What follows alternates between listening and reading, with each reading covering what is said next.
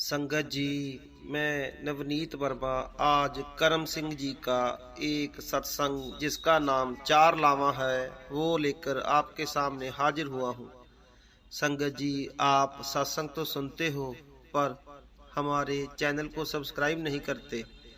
अगर आप सब्सक्राइब नहीं करोगे तो हमारे आने वाले सत्संग आप तक कैसे पहुंच सकेंगे। अगर आप साखियां या सत्संग सुनना पसंद करते हो तो हमारे चैनल को सब्सक्राइब जरूर कर लें, ताकि हर सत्संगी वो सत्संग जो आज से 20-25 साल पहले के हैं वो सुन सके, वो आप तक पहुंच सके। आइए बड़े प्यार से करम सिंह जी का चार लावा सत्संग सुनते हैं जी। पैलड़ी लाव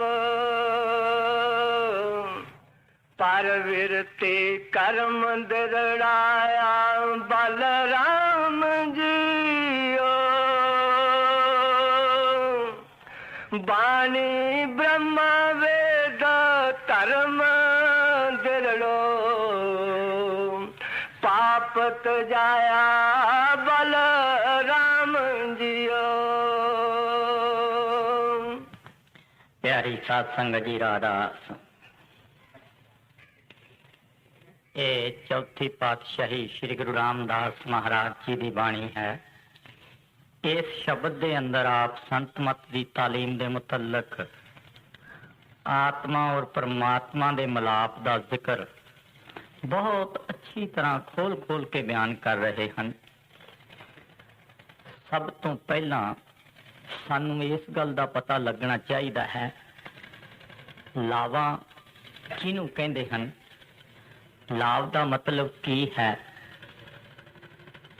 लाभ का मतलब है परमार्थ के वास्ते आत्मा का मिलाप का तैयारी करने का तरीका। जदों आत्मा परमात्मा दे नाल मेल करने वास्ते तैयार हुंदी है, उस शब्द नूं लाभ कहा जाता है। चार लावां चौथी पातशाही गुरु रामदास महाराज जी दियां लिखियां हुईयां हन। इस शब्द के अंदर इस तरह नजर आता है जिस तरह कुजे विच समुंदर नूं पा लिता होवे। आपनूं पता है कि जो कुछ असी रचना देखण लगे हुए हाँ, इस रचना नूं रचन वाला, संसार नूं बनाउण वाला कोई ना कोई है।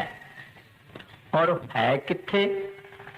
साडी काया, साडे शरीर दे अंदर बैठा होया है।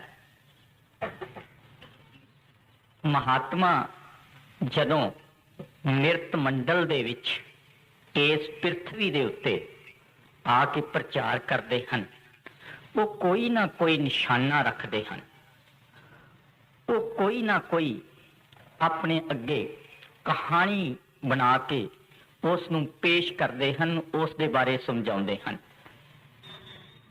और साडे जीवन का जिहड़ा असली परपज और मकसद हुंदा है, उन्हें अच्छी तरह खोल खोल के बयान करने की कोशिश करते हैं।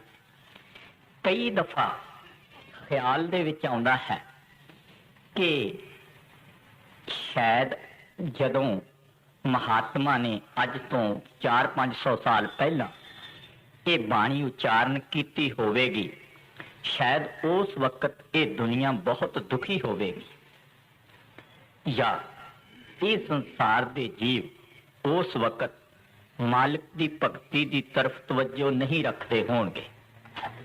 पर इस गल का निर्णय महात्मा ने अपनी बाणी दे विच खोल खोल के कीता है। असी लोग ये सोची बैठे हाँ कि देखो असी कितनी तरक्की कर ली है, असी इत्थे तक कि चंद तक पहुंचण का दावा भी कर बैठे हाँ।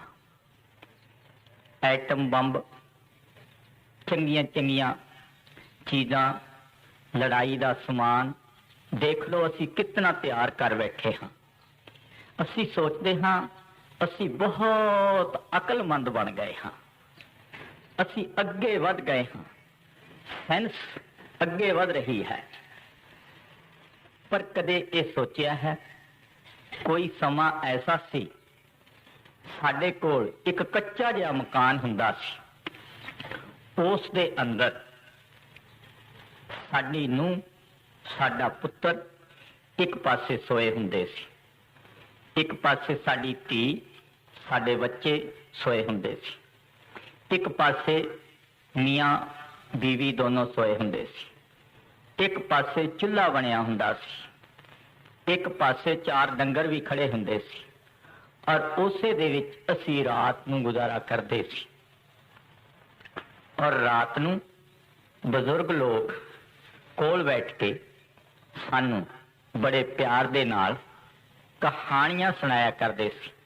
ਸਾਡੀਆਂ ਨੂੰਹਾਂ ਘੁੰਗਟ ਕੱਢ ਕੇ ਸਾਡੇ ਕੋਲ ਬੈਠਦੀਆਂ ਸੀ ਔਰ ਬੜੀ ਤਵੱਜੋ ਦੇ ਨਾਲ ਇਹ ਗੱਲ ਸੁਣਦੀਆਂ ਸੀ। ਸਾਡੇ ਪੁੱਤਰ, ਸਾਡੇ ਬੱਚੇ ਬੜੇ ਪਿਆਰ ਦੇ ਨਾਲ ਰਾਜੇ ਮਹਾਰਾਜਿਆਂ ਦੀਆਂ ਕਹਾਣੀਆਂ, ਗੁਰਮੁਖਾਂ ਦੀਆਂ ਬਾਣੀ ਦੀਆਂ ਕਥਾ ਸੁਣਿਆ ਕਰਦੇ ਸੀ। ਪਿਆਰ ਨਾਲ ਸੁਣ ਕੇ ਫਿਰ ਰਾਤ ਨੂੰ ਆਰਾਮ ਨਾਲ ਸੋ ਜਾਂਦੇ ਸੀ। ਸਾਜਰੇ ਉੱਠਦੇ ਸੀ, ਹਲ ਪੰਜਾਲੀ ਚੁੱਕਦੇ ਸੀ, ਖੇਤਾਂ ਵਿੱਚ ਜਾਂਦੇ ਸੀ, ਮਰ ਮਰ ਕੇ ਟੁੱਟ ਟੁੱਟ ਕੇ ਕੰਮ ਕਰਦੇ ਸੀ। ਜ਼ਿਮੀਂਦਾਰ ਖੰਦਕ ਚੜਾਉਣ ਲੱਗ ਜਾਂਦਾ ਸੀ ਔਰ ਪੁੱਤਰ ਬੱਚੇ ਨਾਲ ਛੋਟਾ ਮੋਟਾ ਕੰਮ ਕਰਨਾ ਸ਼ੁਰੂ ਕਰ ਦਿੰਦੇ ਸੀ। ਬੀਵੀ ਘਰ ਕੀ ਕਰਦੀ ਸੀ, ਮੋਟੀਆਂ ਜਿਹੀਆਂ ਸੋਹਣੀਆਂ ਮਿੱਸੀਆਂ ਰੋਟੀਆਂ ਬਣਾਉਂਦੀ ਸੀ, ਬਣਾ ਕੇ ਲੱਸੀ ਰਿੜਕ ਕੇ ਗੜਵਾ ਚੱਕ ਕੇ ਸਿਰ ਤੇ ਰੱਖ ਕੇ ਆਪਣੇ ਪਤੀ ਪਰਮੇਸ਼ਰ ਨੂੰ ਰੋਟੀ ਲੈ ਕੇ ਉਸ ਸਥਾਨ ਦੇ ਉੱਤੇ ਜਾ ਕੇ ਪਹੁੰਚਦੀ ਸੀ। ਪਿਆਰ ਦੇ ਨਾਲ ਉਹ ਬੇਰੀ ਦੇ ਨੀਚੇ ਬੈਠ ਜਾਂਦਾ ਸੀ। ਗਰਮੀ ਦਾ ਮਹੀਨਾ ਹੁੰਦਾ ਸੀ। ਮੁੜਕਾ ਪੂੰਝਦਾ ਹੋਇਆ, ਹੱਸਦਾ ਹੋਇਆ, ਖੁਸ਼ੀ ਹੁੰਦਾ ਹੋਇਆ ਆਪਣੀ ਇਸਤਰੀ ਦੇ ਕੋਲ ਬੈਠ ਕੇ, ਆਪਣੇ ਬੱਚਿਆਂ ਦੇ ਕੋਲ ਬੈਠ ਕੇ ਉਹ ਰੋਟੀ ਖਾਂਦਾ ਸੀ। ਉਹਦੀਆਂ ਗੱਲਾਂ ਮੋਟੀਆਂ ਹੁੰਦੀਆਂ ਸੀ, ਉਹਦਾ ਮੂੰਹ ਚੌੜਾ ਮੋਟਾ ਤਕੜਾ ਹੁੰਦਾ ਸੀ, ਉਹਦੀ ਸਿਹਤ ਬੜੀ ਤਕੜੀ ਹੁੰਦੀ ਸੀ ਔਰ ਉਹ ਕੱਸੀ ਪਕੜ ਕੇ ਜਿਉਂ ਲੱਗਦਾ ਸੀ ਸ਼ਾਮ ਤੱਕ ਕੰਮ ਕਰੀ ਜਾਂਦਾ ਸੀ, ਥੱਕਦਾ ਨਹੀਂ ਸੀ। ਕਿ ਉਹ ਸਮੇਂ ਨਾਲੋਂ ਅੱਜ ਦਾ ਸਮਾਂ ਚੰਗਾ ਹੈ? ਅੱਜ ਅਸੀਂ ਟਰੈਕਟਰ ਵੀ ਲੈ ਲਏ ਹਨ, ਅੱਜ ਅਸੀਂ ਦੁਨੀਆ ਦਾ ਬਹੁਤ ਸਾਰਾ ਸਮਾਨ ਅੱਛਾ ਲੈ ਲਿਆ ਹੈ। ਕੋਠੀਆਂ ਬਿਲਡਿੰਗਾਂ ਕਿੱਡੀਆਂ ਕਿੱਡੀਆਂ ਅਸੀਂ ਬਣਾਈਆਂ ਹੋਈਆਂ ਹਨ। ਸ਼ਾਮ ਨੂੰ ਇਕੱਠੇ ਬੈਠ ਕੇ ਰੋਟੀ ਖਾਣ ਦੀ ਸਾਨੂੰ ਫੁਰਸਤ ਨਹੀਂ ਮਿਲਦੀ। ਜਦੋਂ ਕੋਈ ਆਉਂਦਾ ਹੈ ਉਹਦੀ ਰੋਟੀ ਉਸੇ ਕਮਰੇ ਵਿੱਚ ਪਹੁੰਚ ਜਾਂਦੀ ਹੈ ਔਰ ਪੁੱਤਰ ਪਿਤਾ ਦੇ ਕਮਰੇ ਵਿੱਚ ਨਹੀਂ ਆ ਕੇ ਰਾਜੀ, ਨੂੰਹ ਆਪਣੀ ਸੱਸ ਦੇ ਕਮਰੇ ਦੇ ਨੇੜੇ ਨਹੀਂ ਖੜਦੀ, ਸੱਸ ਨੂੰਹ ਦੇ ਕਮਰੇ ਕੋਲ ਨਹੀਂ ਜਾਂਦੀ, ਧੀਆਂ ਪੁੱਤਰ ਆਪਣੇ ਆਪਣੇ ਕਮਰਿਆਂ ਵਿੱਚ ਬੈਠੇ ਹਨ। ਕੋਈ ਕਿਸੇ ਦਾ ਇੱਕ ਦੂਸਰੇ ਨਾਲ ਪਿਆਰ ਨਹੀਂ ਹੈ, ਕੋਈ ਇੱਕ ਦੇ ਦੂਸਰੇ ਦਾ ਕਿਸੇ ਨਾਲ ਮਿਲਾਪ ਨਹੀਂ ਹੈ। ਕਿਤਨੀ ਨਫ਼ਰਤ ਹੈ। ਖਾਣ ਪੀਣ, ਸ਼ਰਾਬਾਂ, ਕਬਾਬਾਂ, ਐਸ਼ੋ ਇਸ਼ਰਤ ਦੇ ਜਾਲ ਵਿੱਚ ਫਸੇ ਹੋਏ ਹਾਂ। ਪਿਤਾ ਰਾਤ ਨੂੰ ਅੱਧੀ ਰਾਤ ਤੱਕ ਸ਼ਰਾਬਾਂ ਕਬਾਬਾਂ ਦੇ ਵਿੱਚ ਫੀਸਟਾਂ ਦੇ ਉੱਤੋਂ ਆਉਂਦਾ ਹੈ ਔਰ ਉਹਨਾਂ ਨੂੰ ਸੁੱਤਿਆਂ ਪਿਆਂ ਬੱਚਿਆਂ ਨੂੰ ਆ ਕੇ ਉਹ ਸੁੱਤੇ ਹੀ ਰਹਿੰਦੇ ਹਨ। ਆਪ ਆ ਕੇ ਇੱਕ ਪਲੰਗ ਦੇ ਉੱਤੇ, ਮੰਜੇ ਦੇ ਉੱਤੇ ਗਿਰ ਜਾਂਦਾ ਹੈ। ਸਵੇਰੇ ਫੇਰ ਉੱਠਦਾ ਹੈ, ਫੇਰ ਇਸੇ ਤਰ੍ਹਾਂ ਦੌੜਦਾ ਭੱਜਿਆ ਰਹਿੰਦਾ ਹੈ। ਕਿਸ ਤਰ੍ਹਾਂ ਅਸੀਂ ਸੋਚਣ ਲੱਗੇ ਹਾਂ ਕਿ ਉਸ ਟਾਈਮ ਨਾਲੋਂ ਅੱਜ ਦਾ ਟਾਈਮ ਚੰਗਾ ਹੈ। ਅਸੀਂ ਫੇਰ ਵਿਚਾਰ ਨਹੀਂ ਕਦੇ ਕਰਕੇ ਦੇਖੀ। ਸਾਡੇ ਪਿੰਡਾਂ ਦੇ ਵਿੱਚ ਜ਼ਿਆਦਾ ਤੇ ਜ਼ਿਆਦਾ ਇੱਕ ਅੱਧਾ ਹਕੀਮ ਹੁੰਦਾ ਸੀ, ਬਲਕਿ ਮੈਨੂੰ ਪਤਾ ਹੈ ਸਾਡੇ ਪਿੰਡਾਂ ਦੇ ਵਿੱਚ ਨਜ਼ਦੀਕ ਹਕੀਮ ਹੈ ਹੀ ਨਹੀਂ ਸੀ। ਦੂਜੇ ਤੀਜੇ ਪਿੰਡ ਦੇ ਵਿੱਚ ਹਕੀਮ ਹੁੰਦਾ ਸੀ। ਜੇ ਕੋਈ ਬਿਮਾਰੀ ਹੋ ਜਾਵੇ ਅਸੀਂ ਉੱਥੇ ਜਾਂਦੇ ਸੀ, ਇੱਕ ਪੁੜੀ ਉਹ ਸਾਨੂੰ ਦੇ ਦਿੰਦਾ ਸੀ, ਇੱਕ ਪੁੜੀ ਅਸੀਂ ਲੈ ਕੇ ਉਸੇ ਦਾ ਨਾਲ ਸਾਨੂੰ ਤਸੱਲੀ ਆ ਜਾਂਦੀ ਸੀ, ਠੀਕ ਹੋ ਜਾਂਦੇ ਸੀ। ਹੁਣ ਇੱਕ ਇੱਕ ਸ਼ਹਿਰ ਦੇ ਵਿੱਚ, ਇੱਕ ਇੱਕ ਪਿੰਡ ਦੇ ਵਿੱਚ 20 ਡਾਕਟਰ ਹਨ। ਜਗ੍ਹਾ ਜਗ੍ਹਾ ਡਾਕਟਰ ਬਦਲਦੇ ਰਹਿੰਦੇ ਹਾਂ ਔਰ ਇੰਨੀ ਮਹਿੰਗੀ ਦਵਾਈ ਮਿਲਦੀ ਹੈ, ਸਾਨੂੰ ਫੇਰ ਵੀ ਉਸ ਦਵਾਈ ਨਾਲ ਆਰਾਮ ਨਹੀਂ ਆਉਂਦਾ। ਕਾਰਨ ਕੀ ਹੈ? ਵਜ੍ਹਾ ਕੀ ਹੈ? ਕਿਉਂਕਿ ਸਾਡੇ ਮਨ ਨੂੰ ਤਸੱਲੀ ਨਹੀਂ ਹੈ। ਸਾਡਾ ਮਨ ਫਲਾਓ ਵਿੱਚ ਆ ਚੁੱਕਿਆ ਹੋਇਆ ਹੈ। ਅਸੀਂ ਮਨ ਬੁੱਧੀ ਵਿਸ਼ਿਆਂ ਦੇ, ਵਿਕਾਰਾਂ ਦੇ, ਸ਼ਰਾਬਾਂ ਕਬਾਬਾਂ ਦੇ ਅਧੀਨ ਹੋ ਚੁੱਕੇ ਹੋਏ ਹਾਂ। ਅਸੀਂ ਅਸਲੀਅਤ ਨੂੰ ਛੱਡ ਕੇ ਨਕਲ ਦੀ ਤਰਫ ਨੂੰ ਦੌੜਨਾ ਸ਼ੁਰੂ ਕਰ ਦਿੱਤਾ ਹੈ। ਅਸੀਂ ਇਬਾਦਤ ਨੂੰ ਛੱਡ ਕੇ, ਭਗਤੀ ਨੂੰ ਛੱਡ ਕੇ, ਗੁਰਬਾਣੀ ਪੜ੍ਹਨ ਨੂੰ ਛੱਡ ਕੇ ਬਾਹਰ ਫਿਲਮਾਂ ਦੇ ਚੱਕਰ 'ਚ ਪੈ ਗਏ ਹਾਂ। ਹਾਂ। ਦੇਖ ਲਓ 11-12 ਵਜੇ ਤੱਕ ਤਾਂ ਵੈਸੇ ਹੀ ਵੱਡੇ ਲੋਕਾਂ ਦੇ ਘਰ ਰੋਟੀ ਹੀ ਨਹੀਂ ਪੱਕਦੀ, ਭਾਵੇਂ ਉਹਨਾਂ ਦੇ ਘਰ 4-4 ਲੜਕੀਆਂ ਹਨ, ਨੂੰਹਾਂ ਹਨ, ਇਸਤਰੀ ਹੈ, ਫਿਰ ਵੀ ਉਹ 12 ਰੋਟੀ ਬਣਾਉਣ ਨੂੰ ਹੀ ਬਜਾ ਦਿੰਦੇ ਹਨ। ਕਈ ਵਾਰ ਮੈਂ ਕਈ ਵੱਡੇ ਘਰਾਂ ਦੇ ਘਰ ਵਿੱਚ ਰਾਤ ਨੂੰ ਜਾ ਕੇ ਰਿਹਾ ਹਾਂ, ਉਹ ਆਵਾਜ਼ਾਂ ਮਾਰਦੇ ਰਹਿੰਦੇ ਹਨ, ਲਿਆਓ ਜਲਦੀ ਸੋਣਾ ਹੈ, ਰੋਟੀ ਜਲਦੀ ਬਣਾਓ। ਕਹਿੰਦੇ ਅਜੇ ਤਾਂ ਸਾਡੀ ਸਬਜ਼ੀ ਹੀ ਉੱਪਰ ਰੱਖੀ ਹੋਈ ਹੈ। ਇੰਨੀ ਦੇਰ ਲੱਗ ਜਾਂਦੀ ਹੈ। ਉਹਨਾਂ ਨੇ ਭਗਤੀ ਕਦ ਕਰਨੀ ਹੈ, ਉਹਨਾਂ ਨੇ ਸਿਮਰਨ ਕਦ ਕਰਨਾ ਹੈ, ਉਹਨਾਂ ਨੇ ਖੁਦਾ ਨੂੰ ਕਦ ਯਾਦ ਕਰਨਾ ਹੈ। ਫਿਰ ਜਦੋਂ ਲੇਟ ਸੌਂਦੇ ਹਾਂ, ਉਹ ਫਿਰ ਲੇਟ ਹੀ ਉਹਨਾਂ ਨੇ ਸਵੇਰੇ ਜਾ ਕੇ ਉੱਠਣਾ ਹੈ, ਕਿਉਂਕਿ ਨੀਂਦ ਤਾਂ ਹੈ ਜਿਹੜੀ ਹੈ ਸਾਡਾ ਪਿੱਛਾ ਛੱਡਦੀ ਨਹੀਂ ਹੈ। ਉਹਨਾਂ ਨੇ ਕਦੋਂ ਬੈਠ ਕੇ ਭਗਤੀ ਕਰਨੀ ਹੈ, ਕਦੋਂ ਬੈਠ ਕੇ ਉਹਨਾਂ ਨੇ ਮਾਲਕ ਦੀ ਇਬਾਦਤ ਔਰ ਸਿਮਰਨ ਕਰਨਾ ਹੈ। ਅਸੀਂ ਇੰਨੇ ਮਨ ਬੁੱਧੀ ਦੇ ਦਾਇਰੇ ਵਿੱਚ ਫਸ ਚੁੱਕੇ ਹੋਏ ਹਾਂ। ਅਸੀਂ ਰਾਤ ਦਿਨ ਪੈਸੇ ਦੀ ਤਰਫ ਨੂੰ ਦੌੜ ਲਗਾਈ ਹੋਈ ਹੈ, ਮਾਇਆ ਦੀ ਤਰਫ ਨੂੰ ਦੌੜ ਲਗਾਈ ਹੋਈ ਹੈ। ਅਸੀਂ ਦੇਖ ਲਓ ਥੋੜੀ ਤੇ ਥੋੜੇ ਕੀਤੇ, ਸਾਡਾ ਥੋੜੇ ਪੈਸੇ ਦੇ ਉੱਤੇ ਤਾਂ ਮਨ ਜਿਹੜਾ ਹੈ ਟਿਕਦਾ ਹੀ ਨਹੀਂ ਹੈ। ਇੱਕ ਬੱਚੇ ਨੂੰ ਕਦੇ ਬਾਜ਼ਾਰ ਜਾਣ ਵਾਸਤੇ ਕਹਿ ਦਵੋ ਕਿ ਤੂੰ ਜਰਾ ਬਾਜ਼ਾਰ ਜਾਇਆ, ਆ 10 ਰੁਪਏ ਲੈ ਜਾ, ਕਹਿੰਦਾ ਖਾਲੀ ਜੇਬ ਕਿਸ ਤਰ੍ਹਾਂ ਜਾਵਾਂ, ਘੱਟ ਤੇ ਘੱਟ 100 ਰੁਪਇਆ ਤਾਂ ਜੇਬ 'ਚ ਹੋਣਾ ਚਾਹੀਦਾ ਹੈ। ਦੇਖ ਲਓ ਸਾਡੇ ਜ਼ਮਾਨੇ ਦੇ ਵਿੱਚ ਸਾਨੂੰ ਇੱਕ ਆਨਾ ਸਾਡਾ ਪਿਤਾ ਦੇ ਦਿੰਦਾ ਸੀ, ਅਸੀਂ ਖੁਸ਼ੀ ਬਾਜ਼ਾਰ ਨੂੰ ਦੌੜ ਜਾਇਆ ਕਰਦੇ ਹੁੰਦੇ ਸੀ। ਅਸੀਂ ਸੋਚਣ ਕੀ ਲੱਗੇ ਹੋਏ ਹਾਂ, ਸਾਡਾ ਮਨ ਕਿਸ ਤਰ੍ਹਾਂ ਬਾਹਰ ਨੂੰ ਦੌੜਨ ਲੱਗਿਆ ਹੋਇਆ ਹੈ। ਰਾਤ ਦਿਨ ਅਸੀਂ ਮੱਤਾਂ ਮਜ਼ਮਾਂ ਦੇ ਝਗੜਿਆਂ ਵਿੱਚ ਫਸੇ ਹੋਏ ਹਾਂ, ਬੁਜ਼ਾਇਗੀ ਵਿੱਚ ਫਸੇ ਹੋਏ ਹਾਂ। ਸਾਡੇ ਮਨ ਦੇ ਅੰਦਰ ਕਿਸ ਤਰ੍ਹਾਂ ਇੱਕ ਦੂਸਰੇ ਨਾਲ ਨਫ਼ਰਤ ਹੈ। ਜੇਕਰ ਪੰਜਾਬੀ ਆਦਮੀ ਇਸ ਵਕਤ ਦੇ ਵਿੱਚ ਵਿਹਲਾ ਹੈ ਤਾਂ ਉਹ ਰਾਤ ਨੂੰ ਨਹੀਂ ਸੌਂਦਾ ਤਾਂ ਦਿਨ ਨੂੰ ਘਰਾੜੇ ਮਾਰਦਾ ਹੈ। ਦੇਖ ਲੈਣਾ ਕਦੇ ਵਿਚਾਰ ਕਰਕੇ, ਪੰਜਾਬੀ ਵਿਹਲਾ ਹੋਵੇ ਤਾਂ ਉਹ ਸੌਂਦਾ ਹੈ, ਭਈਆ ਕੋਈ ਵਿਹਲਾ ਹੋਵੇ ਤਾਂ ਉਹ ਗਾਣੇ ਗਾਉਂਦਾ ਹੈ ਜਾਂ ਟੇਪ ਰਿਕਾਰਡ ਲਾ ਕੇ ਜਾਂ ਰੇਡੀਓ ਲਾ ਕੇ ਕੱਚ ਵਿੱਚ ਫਿਰਦਾ ਹੈ। ਔਰ ਇਸੇ ਤਰ੍ਹਾਂ ਜੇਕਰ ਕੋਈ ਅੰਗਰੇਜ਼ ਵਿਹਲਾ ਹੋਵੇ ਉਹ ਸੈਰ ਕਰਦਾ ਹੈ, ਔਰ ਜੇ ਸਾਧੂ ਵਿਹਲਾ ਹੋਵੇ ਉਹ ਭਗਤੀ ਕਰਦਾ ਹੈ, ਜੇ ਕੋਈ ਸਤਸੰਗੀ ਵਿਹਲਾ ਹੋਵੇ ਉਹ ਭਗਤੀ ਕਰਦਾ ਹੈ। ਪਰ ਭਗਤੀ ਵਾਲੀ ਗੱਲ ਨੂੰ ਅਸੀਂ ਛੱਡ ਕੇ ਅਸੀਂ ਹੋਰ ਗੱਲਾਂ ਅਪਣਾਉਣੀਆਂ ਸ਼ੁਰੂ ਕਰ ਦਿੱਤੀਆਂ ਹਨ, ਹੋਰ ਪਾਸੇ ਸਾਡੀ ਤਵੱਜੋ ਜਾਣੀ ਸ਼ੁਰੂ ਹੋ ਗਈ ਹੈ। ਹੁਣ ਅੱਜ ਚੌਥੀ ਪਾਤਸ਼ਾਹੀ ਦੀ ਇਹ ਗਰਾਊਂਡ ਬਣਿਆ ਹੈ। ਚੌਥੀ ਪਾਤਸ਼ਾਹੀ ਦੀ ਬਾਣੀ ਦਾ ਜਿਹੜਾ ਮਤਲਬ ਹੈ ਉਹ ਅਸੀਂ ਵਿਚਾਰ ਕਰਨਾ ਹੈ। ਇਹ ਚੌਥੀ ਪਾਤਸ਼ਾਹੀ ਸ੍ਰੀ ਗੁਰੂ ਰਾਮਦਾਸ ਮਹਾਰਾਜ ਜੀ ਦੀ ਲਿਖੀ ਹੋਈ ਬਾਣੀ ਲਾਵਾਂ ਹਨ। ਇਹ ਚੌਥੀ ਪਾਤਸ਼ਾਹੀ ਸ੍ਰੀ ਗੁਰੂ ਰਾਮਦਾਸ ਮਹਾਰਾਜ ਜੀ ਨੇ ਲਾਵਾਂ ਕਦੋਂ ਉਚਾਰਨ ਕੀਤੀਆਂ ਸੀ? ਆਪ ਆਪਣੇ ਸ਼ਿਸ਼, ਆਪਣੇ ਸੇਵਕ ਭਾਈ ਧਿਆਨਾ ਜੀ ਦੇ ਲੜਕੀ ਦੀ ਸ਼ਾਦੀ ਵਿੱਚ ਗਏ ਹੋਏ ਸੀ।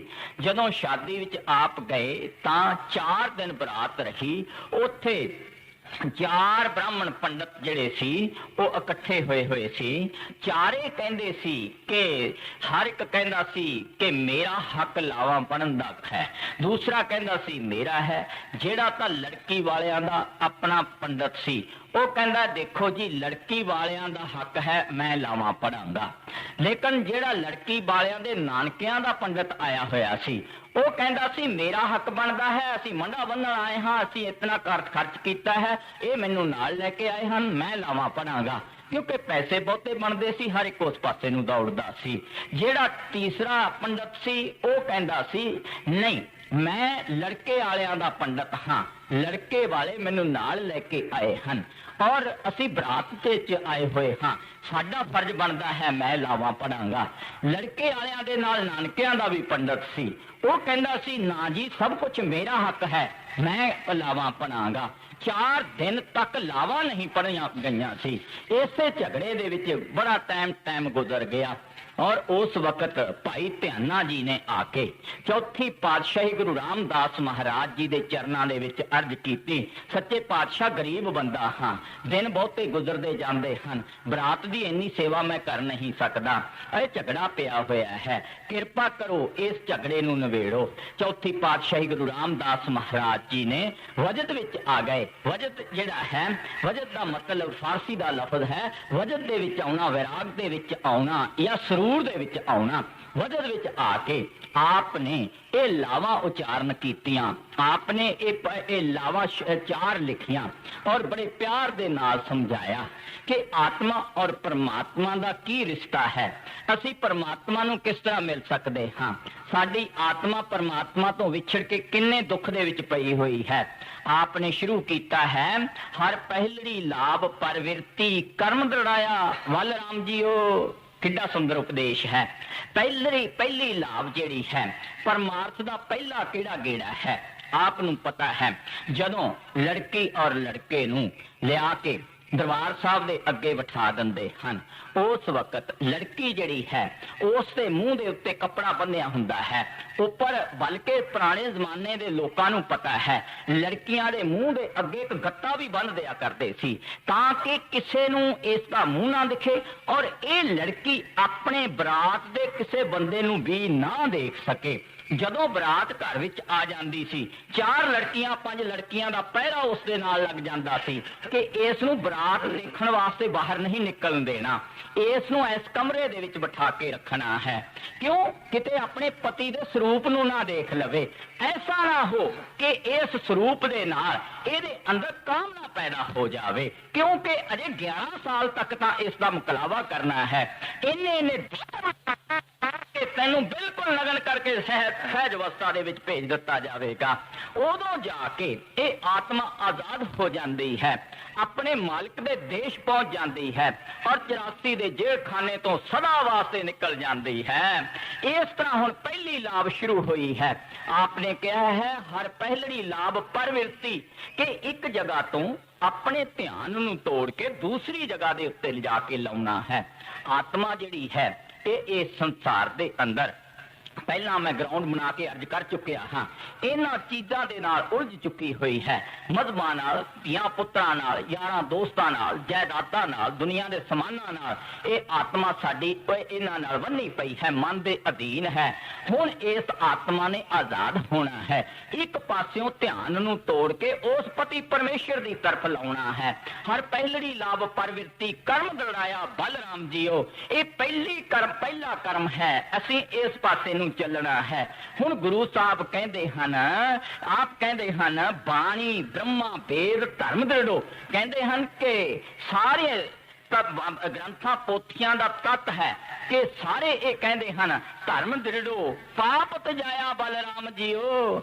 ਅਗਰ ਕਿਸੇ ਨੇ ਸੰਤ ਮਤ ਦੇ ਵਿੱਚ ਆਉਣਾ ਹੈ, ਅਗਰ ਕਿਸੇ ਨੇ ਅਲਫਬੇ ਸੰਤ ਮਤ ਦੀ ਸਿੱਖਣੀ ਹੈ, ਅਗਰ ਕਿਸੇ ਨੇ ਪਰਮਾਰਥ ਦੇ ਰਸਤੇ ਦੇ ਉੱਤੇ ਚੱਲਣਾ ਹੈ, ਅਗਰ ਕਿਸੇ ਨੇ ਮਾਲਕ ਦੀ ਭਗਤੀ ਕਰਨੀ ਹੈ, ਅਗਰ ਕਿਸੇ ਨੇ ਆਪਣੇ ਪ੍ਰੀਤਮ ਨੂੰ ਮਿਲਣਾ ਹੈ, ਉਹਨੂੰ ਸਭ ਤੋਂ ਪਹਿਲਾਂ ਕੀ ਕਰਨਾ ਪਵੇਗਾ? ਪਾਪ ਤਜਾਇਆ, ਪਾਪ ਤਜਣਾ ਪਵੇਗਾ। ਪਾਪ ਕੀ ਹੈ?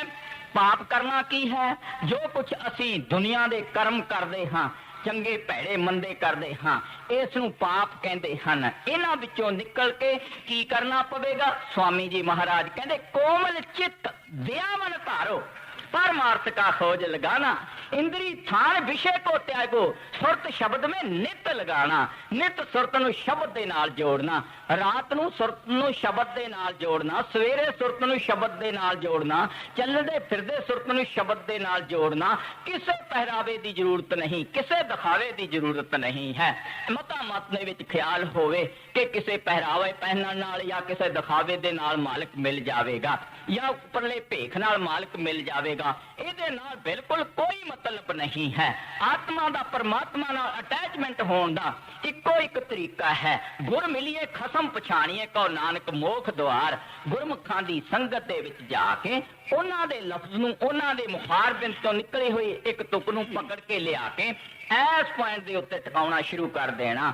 ਗੁਰੂ ਦੇ ਧਿਆਨ ਨੂੰ, ਗੁਰੂ ਦੀ ਤਵੱਜੋ ਨੂੰ ਇਸ ਜਗ੍ਹਾ ਦੇ ਉੱਤੇ ਗੁਰੂ ਨੂੰ ਇੱਥੇ ਲਿਆ ਕੇ ਟਿਕਾਉਣਾ। ਆਪ ਨੂੰ ਪਤਾ ਹੈ ਜਦੋਂ ਸੀਤਾ ਨੂੰ ਰਾਵਣ ਚੁੱਕ ਕੇ ਲੈ ਗਿਆ, ਉਸਨੇ ਲਿਜਾ ਕੇ ਆਪਣੇ ਬਾਗ ਦੇ ਵਿੱਚ ਉਸ ਨੂੰ ਅਲੱਗਾ ਇੱਕ ਬੜੇ ਸੁੰਦਰ ਮਕਬਰੇ ਦੇ ਵਿੱਚ ਲਿਜਾ ਕੇ ਬੰਦ ਕਰ ਦਿੱਤਾ। ਉਹਨੇ ਉੱਥੇ ਕਿਉਂ ਰੱਖਿਆ? ਉਹ ਆਪਣੇ ਮਹਿਲਾਂ ਵਿੱਚ ਕਿਉਂ ਨਹੀਂ ਲੈ ਕੇ ਗਿਆ? ਉਹਨੂੰ ਪਤਾ ਸੀ ਕਿ ਇਹ ਮੇਰੀਆਂ ਜਿਹੜੀਆਂ ਰਾਣੀਆਂ ਹਨ, ਉਹਨਾਂ ਨੇ ਮੇਰੇ ਨਾਲ ਲੜਨਾ ਹੈ ਕਿ ਇਹ ਸਾਡੀ ਸੌਕਣ ਨਾਲ ਆਇਆ ਹੈ। ਉਹਨਾਂ ਨੇ ਮੈਨੂੰ ਬੁਰਾ ਭਲਾ ਕਹਿਣਾ ਹੈ। ਇਸ ਕਰਕੇ ਰਾਵਣ ਨੇ ਉਸ ਨੂੰ ਲਿਜਾ ਕੇ ਆਪਣੇ ਬਾਗ ਦੇ ਵਿੱਚ ਇੱਕ ਮਹਿਲ ਦੇ ਵਿੱਚ ਉਸ ਨੂੰ ਰੱਖਿਆ। ਉੱਥੇ ਰੱਖਿਆ, ਉੱਥੇ ਸੀਤਾ ਜਿਹੜੀ ਸੀ ਉਹ ਆਪਣੇ ਪਤੀ ਵਰਤਾ ਸੀ, ਆਪਣੇ ਪਤੀ ਦੇ ਤਸੱਵਰ ਨੂੰ ਆਪਣੇ ਹਿਰਦੇ ਵਿੱਚ ਵਸਾਉਂਦੀ ਸੀ। ਇਹ ਖਿਆਲ ਕਰਨ ਵਾਲੀ ਗੱਲ ਹੈ। ਸੀਤਾ ਨੂੰ ਕਾਮ ਤੋਂ, ਉਸ ਦੀ ਬੇਇੱਜ਼ਤੀ ਤੋਂ ਬਚਾਉਣ ਵਾਲਾ ਕੌਣ ਸੀ? ਇੱਕ ਰਾਮ ਸੀ। ਆਪਣੇ ਪ੍ਰੀਤਮ ਦਾ ਤਸੱਵਰ ਸੀ, ਆਪਣੇ ਪ੍ਰੀਤਮ ਦਾ ਸਰੂਪ ਸੀ। ਕੋਈ ਰਾਵਣ ਘੱਟ ਕਾਮੀ ਸੀ? ਕਾਮ ਭੋਗਣ ਵਾਸਤੇ ਸੀਤਾ ਨੂੰ ਚੁੱਕ ਕੇ ਲੈ ਕੇ ਆਇਆ ਸੀ। ਲੇਕਿਨ ਕਿਉਂਕਿ ਉਸ ਜਿਹੜੀ ਸੀਤਾ ਸੀ ਉਹ ਆਪਣੇ ਪ੍ਰੀਤਮ ਦੇ ਸਰੂਪ ਨੂੰ ਅੰਦਰ ਵਸਾਈ ਬੈਠੀ ਸੀ, ਇਸ ਕਰਕੇ ਉਹ ਕੋਈ ਤਾਕਤ ਨਹੀਂ ਸੀ ਕਿ ਉਸ ਨੂੰ ਕੋਈ ਛੂ ਸਕਦਾ, ਕਿਉਂਕਿ ਉਹਦੇ ਅੰਦਰ ਰਾਮ ਵਸ ਗਿਆ ਸੀ, ਜਿਸ ਦੇ ਅੰਦਰ ਆਪਣੇ ਪ੍ਰੀਤਮ ਦਾ ਸਰੂਪ ਵਸ ਜਾਂਦਾ ਹੈ, ਜਿਸ ਦੇ ਅੰਦਰ ਆਪਣੇ ਗੁਰੂ ਦਾ ਸਰੂਪ ਵਸ ਜਾਂਦਾ ਹੈ। ਉਹਨੂੰ ਕੋਈ ਦੁਨੀਆ ਦੀ ਤਾਕਤ ਜਿਹੜੀ ਹੈ ਨਹੀਂ ਹਿਲਾ ਸਕਦੀ, ਉਹਨੂੰ ਕੋਈ ਛੇੜ ਨਹੀਂ ਸਕਦਾ। ਉਹਦਾ ਸਰੂਪ ਅੰਦਰ ਪ੍ਰਗਟ ਹੋ ਜਾਂਦਾ ਹੈ। ਫਿਰ ਜਗ੍ਹਾ ਜਗ੍ਹਾ ਤੇ ਉਹ ਬਖਸ਼ਿਸ਼ ਕਰਦਾ ਹੈ। ਦੱਸਾਂਗੇ ਅੱਗੇ ਜਾ ਕੇ ਇਹਨਾਂ ਗੱਲਾਂ ਨੂੰ। ਸੋ ਇਸ ਕਰਕੇ ਸਭ ਤੋਂ ਅਲਫਬੇ ਸਾਡੀ ਜਿਹੜੀ ਹੈ ਉਹ ਕਿੱਥੋਂ ਚੱਲਦੀ ਹੈ? ਅਸੀਂ ਸਭ ਤੋਂ ਪਹਿਲਾਂ ਪਰਮਾਰਥ ਦਾ ਰਸਤਾ ਅਪਣਾਉਣ ਵਾਸਤੇ ਕੀ ਕਰਨਾ ਹੈ? ਹਰ ਪਹਿਲੀ ਲਾਭ ਪਰਵਿਰਤੀ ਕਰਮ ਦ੍ਰਿੜਾਇਆ ਬਲਰਾਮ ਜੀਓ ਬਾਣੀ ਬ੍ਰਹਮਾ ਵੇਦ ਧਰਮ ਦ੍ਰਿੜੋ ਪਾਪ ਤਜਾਇਆ ਬਲਰਾਮ ਜੀਓ। ਪਾਪ ਨੂੰ ਤਜਣਾ ਹੈ। ਜੇਕਰ ਸੰਤ ਮਤ ਦੀ ਫਿਲਾਸਫੀ ਸਿੱਖਣੀ ਹੈ, ਜੇਕਰ ਮਾਲਕ ਨੂੰ ਮਿਲਣਾ ਹੈ, ਜੇਕਰ ਮਾਲਕ ਦੇ ਵਿੱਚ ਜਾ ਕੇ ਸਮਾਉਣਾ ਹੈ, ਜੇਕਰ ਉਸ ਪ੍ਰੀਤਮ ਦੇ ਨਾਲ ਵਸਾਲ ਕਰਨਾ ਹੈ, ਜੇਕਰ ਉਸ ਪ੍ਰੀਤਮ ਦਾ ਸਰੂਪ ਦੇਖਣਾ ਹੈ, ਇਹ ਸਭ ਤੋਂ ਪਹਿਲਾਂ ਅਲਫਬੇ ਚੱਲੀ ਹੈ। ਹੁਣ ਅੱਗੇ ਖੋਲ ਕੇ ਦੱਸਣਗੇ। ਹਾਂਜੀ, ਹਰ ਪਹਿਲੜੀ ਲਾਵ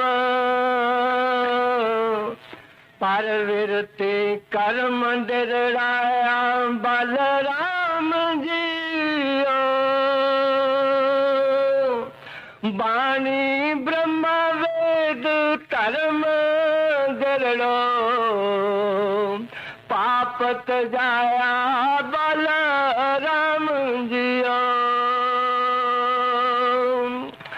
ਧਰਮ ਦ੍ਰਿੜੋ ਹਰ ਨਾਮ ਤੇ ਆਵੋ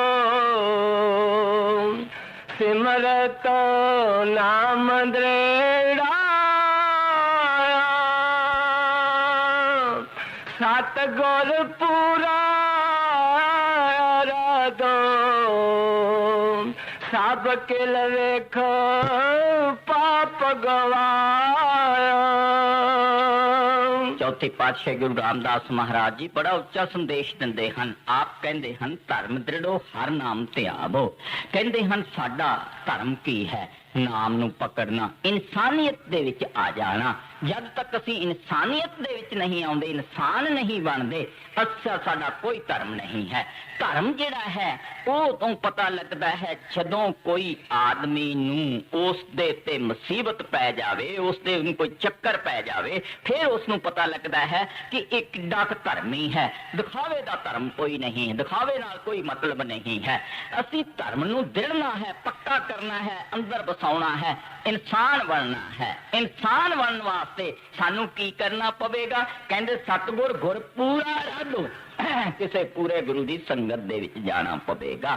ਜੇ ਕਿਸੇ ਆਦਮੀ ਨੇ ਜਾ ਕੇ ਰਾਗ ਸਿੱਖਣਾ ਹੋਵੇ ਜਾਂ ਸਾਜ਼ ਵਗੈਰਾ ਸਿੱਖਣੇ ਹੋਣ ਜਾਂ ਕੋਈ ਕੀਰਤਨ ਕਰਨਾ ਸਿੱਖਣਾ ਹੋਵੇ ਜਾਂ ਕੋਈ ਹੋਰ ਕਿਸੇ ਤਰ੍ਹਾਂ ਦਾ ਕੰਮ ਸਿੱਖਣਾ ਹੋਵੇ, ਉਹ ਸਭ ਤੋਂ ਪਹਿਲਾਂ ਤਾਨਸੈਨ ਦੇ ਪਾਸ ਜਾਂਦਾ ਹੈ, ਉਹਦੇ ਜੋੜੇ ਝਾੜਦਾ ਹੈ, ਉਹਦੇ ਬੱਚਿਆਂ ਦੀ ਸੇਵਾ ਕਰਦਾ ਹੈ, ਉਹਦੇ ਘਰ ਦੇ ਅੰਗਣ ਦੇ ਅੱਗੇ ਝਾੜੂ ਦਿੰਦਾ ਹੈ, ਉਹਦੇ ਨਾਲ ਪਿਆਰ ਕਰਦਾ ਹੈ। ਫਿਰ ਉਹ ਕਿਤੇ ਜਾ ਕੇ ਉਹ ਤਾਨਸੈਨ ਜਿਹੜਾ ਹੈ ਉਸ ਨੂੰ ਜੁਝ ਦਿੰਦਾ ਹੈ, ਗੁਣ ਦਿੰਦਾ ਹੈ। ਜਦੋਂ ਉਹ ਗੁਣ ਮਿਲ ਜਾਂਦਾ ਹੈ ਫਿਰ ਉਹ ਆਪ ਵੀ ਸਾਜ਼ ਵਜਾ ਲੈਂਦਾ ਹੈ, ਫਿਰ ਉਹ ਆਪ ਵੀ ਕੀਰਤਨ ਕਰ ਲੈਂਦਾ ਹੈ, ਫਿਰ ਉਹ ਆਪ ਵੀ ਸਾਰਾ ਕੰਮ ਕਰ ਲੈਂਦਾ ਹੈ, ਫਿਰ ਉਹ ਆਪ ਵੀ ਤਾਨਸੈਨ ਬਣ ਜਾਂਦਾ ਹੈ, ਫਿਰ ਉਹ ਹੋਰਾਂ ਨੂੰ ਵੀ ਸਿਖਾਉਣਾ ਸ਼ੁਰੂ ਕਰ ਦਿੰਦਾ ਹੈ। ਐਸਾ ਜੁਝ ਪ੍ਰਾਪਤ ਹੁੰਦਾ ਹੈ। ਗੁਰਮੁਖ ਸਾਨੂੰ, ਸਾਧੂ ਸਾਨੂੰ, ਗੁਰਮੁਖ ਮਾਲਕ ਦੇ ਪਿਆਰੇ ਸਾਨੂੰ ਇਸ ਦੁਨੀਆ ਦੇ ਅੰਦਰ ਆ ਕੇ ਇੱਕ ਗੁਣ ਦੱਸਦੇ ਹਨ।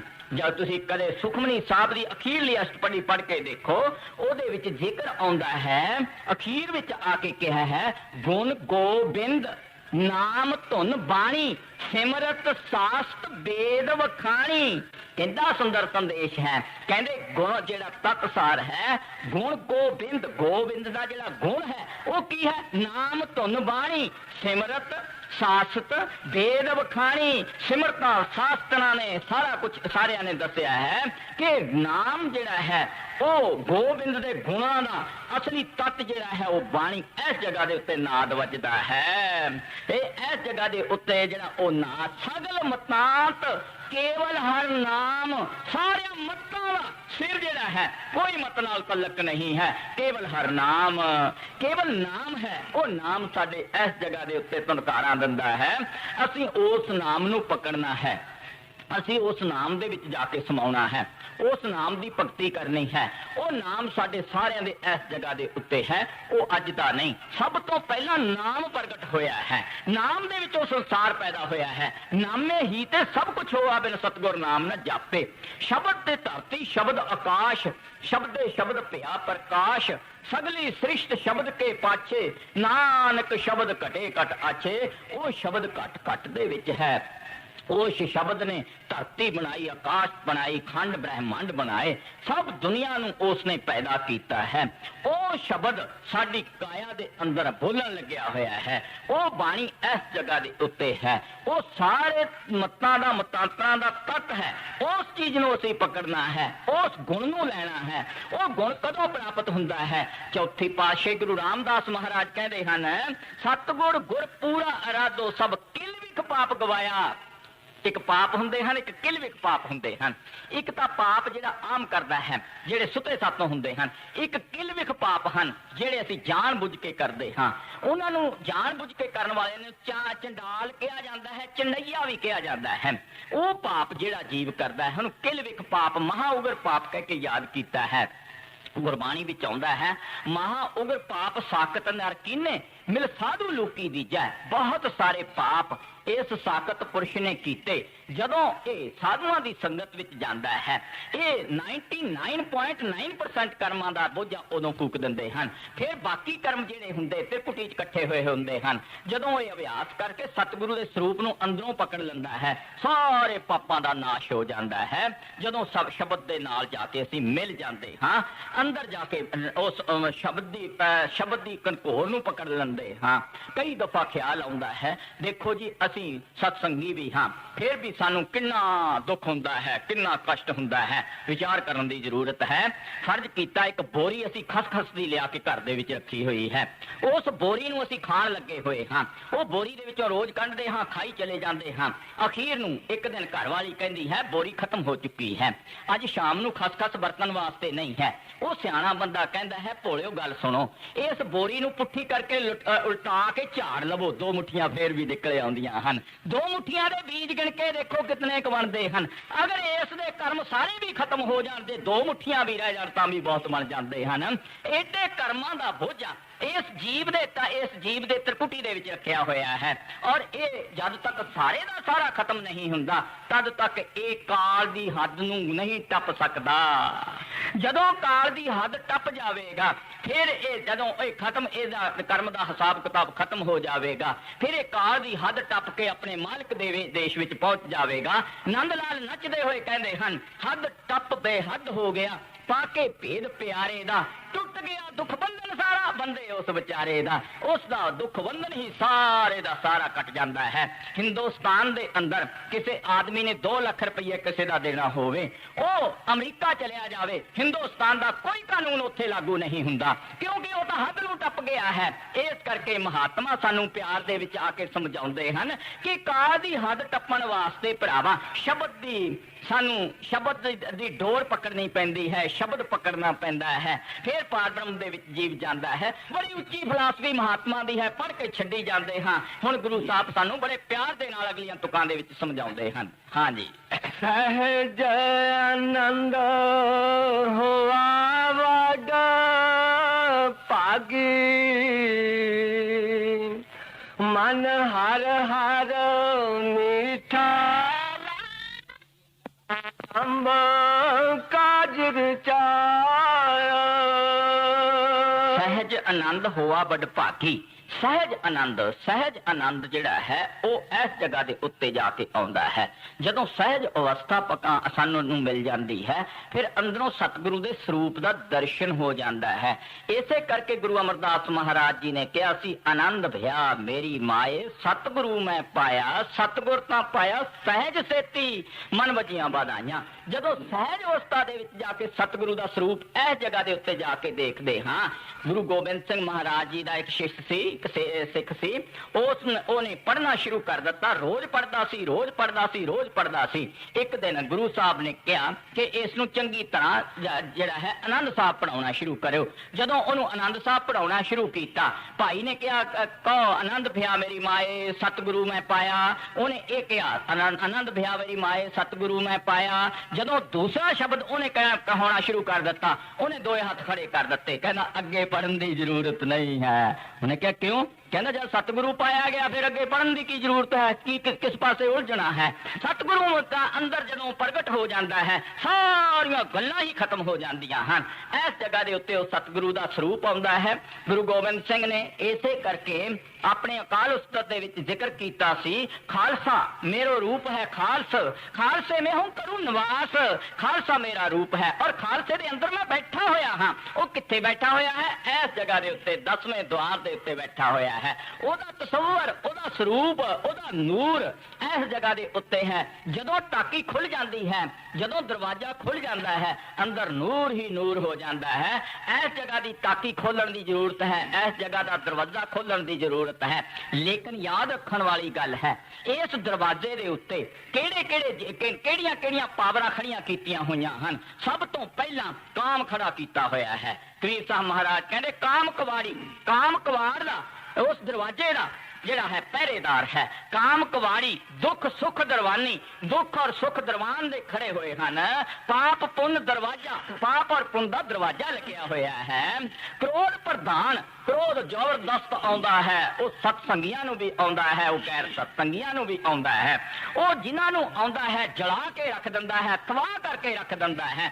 ਕ੍ਰੋਧ ਜਿਹੜਾ ਹੈ ਉਹ ਸਾਰੇ ਜੀਵਾਂ ਨੂੰ ਨੀਚੇ ਗਿਰਾਉਂਦਾ ਹੈ ਔਰ ਫਲਾਉ ਚ ਆਉਂਦਾ ਹੈ। ਕ੍ਰੋਧ ਜਿਹੜਾ, ਕਾਮ ਜਿਹੜਾ ਹੈ ਉਹ ਨੀਚੇ ਨੂੰ ਲੈ ਕੇ ਜਾਂਦਾ ਹੈ। ਕਾਮ ਕਵਾੜੀ, ਕਾਮ ਜਿਹੜਾ ਹੈ ਕੋਈ ਆਦਮੀ ਭਗਤੀ ਕਰਦਾ ਹੋਵੇ, ਸਿਮਰਨ ਕਰਦਾ ਹੋਵੇ, ਅਗਰ ਕਾਮ ਨੂੰ ਦੀ ਤਰਫ ਨੂੰ ਤਵੱਜੋ ਕਰ ਲੈਂਦਾ ਹੈ, ਕਦੇ ਭਗਤੀ ਨਹੀਂ ਕਰ ਸਕਦਾ। ਕਿਉਂਕਿ ਭਗਤ ਬਗਾੜੀ ਕਾਮੀਆਂ ਇੰਦਰੀ ਕੇਰੇ ਸਵਾਦ, ਹੀਰਾ ਖੋਇਆ ਹੱਥ ਸੇ ਜਨਮ ਗਵਾਇਆ ਬਾਦ, ਬੇਅਰਥ ਜਨਮ ਗਵਾ ਕੇ ਦੁਨੀਆ ਦੇ ਵਿੱਚੋਂ ਚਲਿਆ ਗਿਆ। ਕਾਮ ਜਿਹੜੀ ਪਾਵਰ ਬੜੀ ਜ਼ਬਰਦਸਤ ਹੈ। ਇਹ ਕਾਮ ਜਿਹੜਾ ਹੈ ਇਸ ਨੂੰ ਮਾਰਨਾ ਬੜਾ ਕਠਿਨ ਹੈ, ਜਦ ਤੱਕ ਉੱਪਰਲੀ ਕਾਮਨਾ ਪ੍ਰਗਟ ਨਾ ਹੋ ਜਾਵੇ, ਜਦੋਂ ਤੱਕ ਉੱਪਰਲਾ ਸਰੂਪ ਨਾ ਨਜ਼ਰ ਆ ਜਾਵੇ।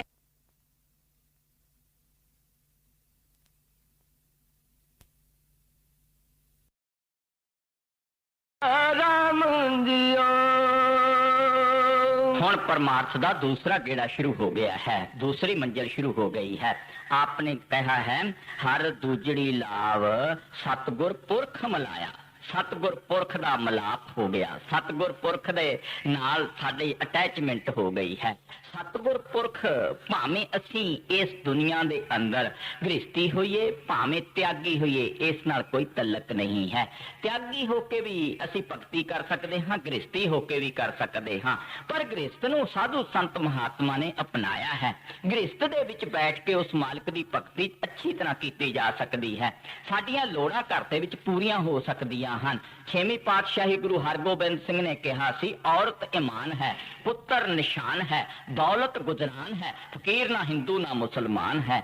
ਔਰਤ ਜਿਹੜੀ ਹੈ ਸਾਡੇ ਈਮਾਨ ਨੂੰ ਕਾਇਮ ਰੱਖਣ ਵਾਸਤੇ ਹੈ, ਸਾਡਾ ਧਿਆਨ ਇੱਧਰ ਉੱਧਰ ਨਾ ਜਾਵੇ। ਔਰਤ ਈਮਾਨ ਹੈ, ਪੁੱਤਰ ਨਿਸ਼ਾਨ ਹੈ, ਪੁੱਤਰ ਸੰਸਾਰ ਤੇ ਨਿਸ਼ਾਨੀ ਹੈ, ਦੌਲਤ ਗੁਜਰਾਨ ਹੈ, ਦੌਲਤ ਗੁਜਰਾਨ ਵਾਸਤੇ ਸਾਨੂੰ ਮਿਲਦੀ ਹੈ। ਫਕੀਰ ਨਾ ਹਿੰਦੂ ਨਾ ਮੁਸਲਮਾਨ ਹੈ, ਫਕੀਰ ਦੀ ਕੋਈ ਜਾਤ ਨਹੀਂ, ਨਾ ਉਹ ਜੱਟ ਹੈ, ਨਾ ਉਹ ਹਿੰਦੂ ਹੈ, ਨਾ ਉਹ ਸਿੱਖ ਹੈ, ਨਾ ਉਹ ਮੁਸਲਮਾਨ ਹੈ, ਨਾ ਉਹ ਈਸਾਈ ਹੈ। ਉਹ ਤਾਂ ਇੱਕ ਖੁਦਾ ਦਾ ਭੇਜਿਆ ਹੋਇਆ ਇੱਕ ਪਾਵਰ ਹੈ। ਉਹ ਕਿਸੇ ਨਾ ਕਿਸੇ ਘਰ ਦੇ ਵਿੱਚ ਆ ਕੇ ਪੈਦਾ ਹੀ ਹੁੰਦਾ ਹੈ। ਖੱਤਰੀਆਂ ਦੇ ਹੋ ਜਾਵੇ, ਚਮਾਰਾਂ ਦੇ ਹੋ ਜਾਵੇ, ਕਿਸੇ ਹੋਰ ਜਾਤਾਂ ਦੇ ਹੋ ਜਾਵੇ, ਇਹਦੇ ਨਾਲ ਕੋਈ ਤਲਕ ਨਹੀਂ ਹੈ। ਚੂੜਾ ਬੰਦਗੀ ਕਰੇ ਬਹਿਸਤ ਜਾਵੇ, ਕਾਜੀ ਪੰਡਤਾਂ ਕੋਲ ਲਾਇਸੈਂਸ ਨਹੀਂ, ਕੋਈ ਕਾਜੀ ਪੰਡਤਾਂ ਕੋਲ ਲਾਇਸੈਂਸ ਨਹੀਂ ਦਿੱਤਾ ਹੋਇਆ। ਕੋਈ ਵੀ ਜਿਹੜਾ ਹੈ ਭਗਤੀ ਕਰ ਸਕਦਾ ਹੈ, ਮਾਲਕ ਦੀ ਭਗਤੀ ਕਰਕੇ ਮਾਲਕ ਦਾ ਰੂਪ ਮੰਨ ਸਕਦਾ ਹੈ। ਜਾਤ ਪਾਤ ਨਾਲ ਕੋਈ ਤਲਕ ਨਹੀਂ ਹੈ, ਕੋਈ ਮਤਲਬ ਨਹੀਂ ਹੈ। ਔਰ ਫਿਰ ਦੁਨੀਆ ਦੇ ਵਿੱਚ ਰਹਿ ਕੇ ਗ੍ਰਸਤੀ ਬਣ ਕੇ ਮਾਲਕ ਦੀ ਭਗਤੀ ਕਰਨੀ ਜ਼ਿਆਦਾ ਚੰਗੀ ਦੱਸੀ ਗਈ ਹੈ।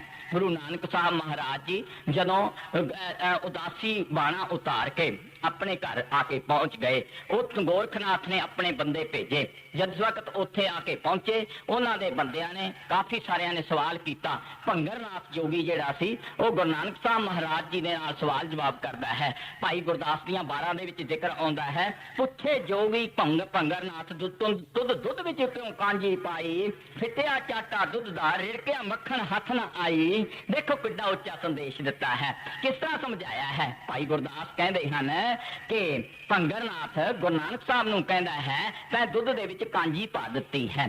ਕਾਂਜੀ ਦੁੱਧ ਵਿੱਚ ਪਾ ਦਿੱਤੀ ਜਾਵੇ, ਸਿਆਣੇ ਲੋਕਾਂ ਨੂੰ ਪਤਾ ਹੈ, ਸਾਰਾ ਦਿਨ ਰਿੜਕੀ ਜਾਵੋ, ਕਦੇ ਉਹਦੇ ਚੋਂ ਮੱਖਣ ਨਹੀਂ ਨਿਕਲਦਾ। ਕਹਿੰਦੇ ਤੈਂ ਦੁੱਧ ਵਿੱਚ ਕਿਉਂ ਕਾਂਜੀ ਪਾਈ, ਫਿੱਟਿਆ ਚਾਟਾ ਦੁੱਧ ਦਾ, ਰਿੜਕਿਆ ਮੱਖਣ ਹੱਥ ਨਾ ਆਈ। ਕਹਿੰਦੇ ਤਾਂ ਜਿਹੜਾ ਚਾਟੀ ਭਰੀ ਹੋਈ ਦੁੱਧ ਦੀ ਸੀ ਉਹ ਫਿੱਟ ਗਈ ਹੈ, ਹੁਣ ਇਹਦੇ ਚੋਂ ਮੱਖਣ ਨਹੀਂ ਨਿਕਲਣਾ। ਕਹਿੰਦੇ ਹਨ ਭੇਖ ਉਤਾਰ ਉਦਾਸ ਦਾ, ਬੱਤ ਕਿਉਂ ਤੈਂ ਸੰਸਾਰੀ ਰੀਤ ਚਲਾਈ। ਭੇਖ ਉਤਾਰ ਕੇ ਤੈਂ ਉਦਾਸੀ ਦਾ ਬਾਣਾ ਉਤਾਰ ਕੇ ਤਾਂ ਸੰਸਾਰੀ ਕੱਪੜੇ ਕਿਉਂ ਪਹਿਨ ਲਏ ਹਨ। ਗੁਰੂ ਨਾਨਕ ਸਾਹਿਬ ਜਵਾਬ ਦਿੰਦੇ ਹਨ, ਕਹਿੰਦੇ ਨਾਨਕ ਆਖੇ ਭੰਗਰਨਾਥ ਤੇਰੀ ਮਾਂ ਕੁਚੱਜੀ ਆਹੀ। ਓਏ ਭੰਗਰਨਾਥ, ਤੇਰੀ ਮਾਂ ਜਿਹੜੀ ਸੀ ਉਹ ਕੁਚੱਜੀ ਸੀ, ਉਹਨੂੰ ਅਕਲ ਨਹੀਂ ਸੀ, ਤੈਨੂੰ ਸਮਝਾਇਆ ਨਹੀਂ ਹੈ। ਓਏ ਤੇਰਾ ਜਿਹੜਾ ਗੁਰੂ ਗੋਰਖ ਹੈ ਉਸਨੇ ਤੈਨੂੰ ਰਸਤਾ ਠੀਕ ਨਹੀਂ ਦੱਸਿਆ। ਸੁਣ, ਤੇਰੀ ਮਾਂ ਦਾ ਔਰ ਤੇਰੇ ਪਿਓ ਦਾ ਮਿਲਾਪ ਹੋਇਆ, ਤੂੰ ਪੈਦਾ ਹੋਇਆ। ਫਿਰ ਪੈਦਾ ਹੋਣ ਤੋਂ ਬਾਅਦ ਤੇਰੀ ਮਾਂ ਨੇ ਕੁੱਛੜ ਵਿੱਚ ਤੈਨੂੰ ਖਿਲਾਇਆ, ਪੋਤੜਿਆਂ ਵਿੱਚ ਰੱਖਿਆ। ਉਸ ਤੋਂ ਬਾਅਦ ਫਿਰ ਪਾਲ ਕੇ ਵੱਡਾ ਸਾਰਾ ਕੀਤਾ, ਫਿਰ ਤੂੰ ਪੜ੍ਹਾਇਆ ਲਿਖਾਇਆ। ਉਸ ਤੋਂ ਬਾਅਦ ਤੂੰ ਗੋਰਖ ਕੋਲ ਗਿਆ। ਗੋਰਖ ਨੇ ਤੇਰਾ ਪਹਿਲਾ ਬਾਣਾ ਉਤਾਰ ਕੇ ਤੇਰਾ ਸਿਰ ਮੁੰਡਿਆ। ਉਸ ਤੋਂ ਬਾਅਦ ਫਿਰ ਤੇਰੇ ਭਗਵੇਂ ਕੱਪੜੇ ਪਹਿਨਾ ਦਿੱਤੇ, ਇੱਕ ਝੋਲੀ ਤੇਰੇ ਗਲ ਵਿੱਚ ਪਾ ਦਿੱਤੀ। ਘਰ ਘਰ ਜਾ ਕੇ ਉਹਨਾਂ ਮਾਵਾਂ ਉਹਨਾਂ ਭੈਣਾਂ ਦੇ ਅੱਗੇ ਫੇਰ ਮੰਗਣਾ ਪਿਆ। ਤੂੰ ਜਾ ਦੱਸ, ਤੂੰ ਗੋਰਖ ਤੈਨੂੰ ਕੀ ਫਾਇਦਾ ਹੋਇਆ। ਕਹਿੰਦੇ ਭਾਂਡਾ ਧੋਏ ਨਾ ਜਾਤੇ ਹੁਣ ਪਾਏ ਕੁਚੱਜੇ ਫੁੱਲ ਸੜਾਈ। ਕਹਿੰਦੇ ਉਹਨੇ ਤੇਰੀ ਮਾਂ ਨੇ ਭਾਂਡੇ ਨੂੰ ਧੋਇਆ ਨਹੀਂ, ਸਾਫ਼ ਨਹੀਂ ਕੀਤਾ, ਇਸ ਕਰਕੇ ਭਾਂਡਾ ਫਿੱਟ ਗਿਆ ਹੈ। ਓਏ ਮੇਰਾ ਭਾਂਡਾ ਨਹੀਂ ਫਿੱਟਿਆ, ਤੇਰਾ ਫਿੱਟ ਗਿਆ ਹੈ। ਫਿਰ ਕਹਿੰਦੇ ਹਨ ਹੋਏ ਅਤੀਤ ਗ੍ਰਸਤ ਤਜ, ਫਿਰ ਉਨਕੇ ਘਰ ਮੰਗਣ ਜਾਈ। ਕਹਿੰਦੇ ਗ੍ਰਸਤ ਨੂੰ ਤਜ ਕੇ ਫਿਰ ਗ੍ਰਸਤੀਆਂ ਆ ਗਏ। ਅਲੱਖ ਆਵਾਜ਼ਾਂ ਮਾਰਦਾ, ਪੱਲਾ ਅੱਡੀ ਖੜਾ, ਇਹਦੇ ਚ ਤੈਨੂੰ ਕੀ ਮਿਲੇਗਾ। ਉਹਨਾਂ ਇਸਤਰੀਆਂ ਦੀ ਤਰਫ ਨੂੰ ਦੇਖਦਾ ਹੈ, ਉਹਨਾਂ ਦੀ ਸ਼ਕਲਾਂ ਦੀ ਤਰਫ ਨੂੰ ਦੇਖਦਾ ਹੈ।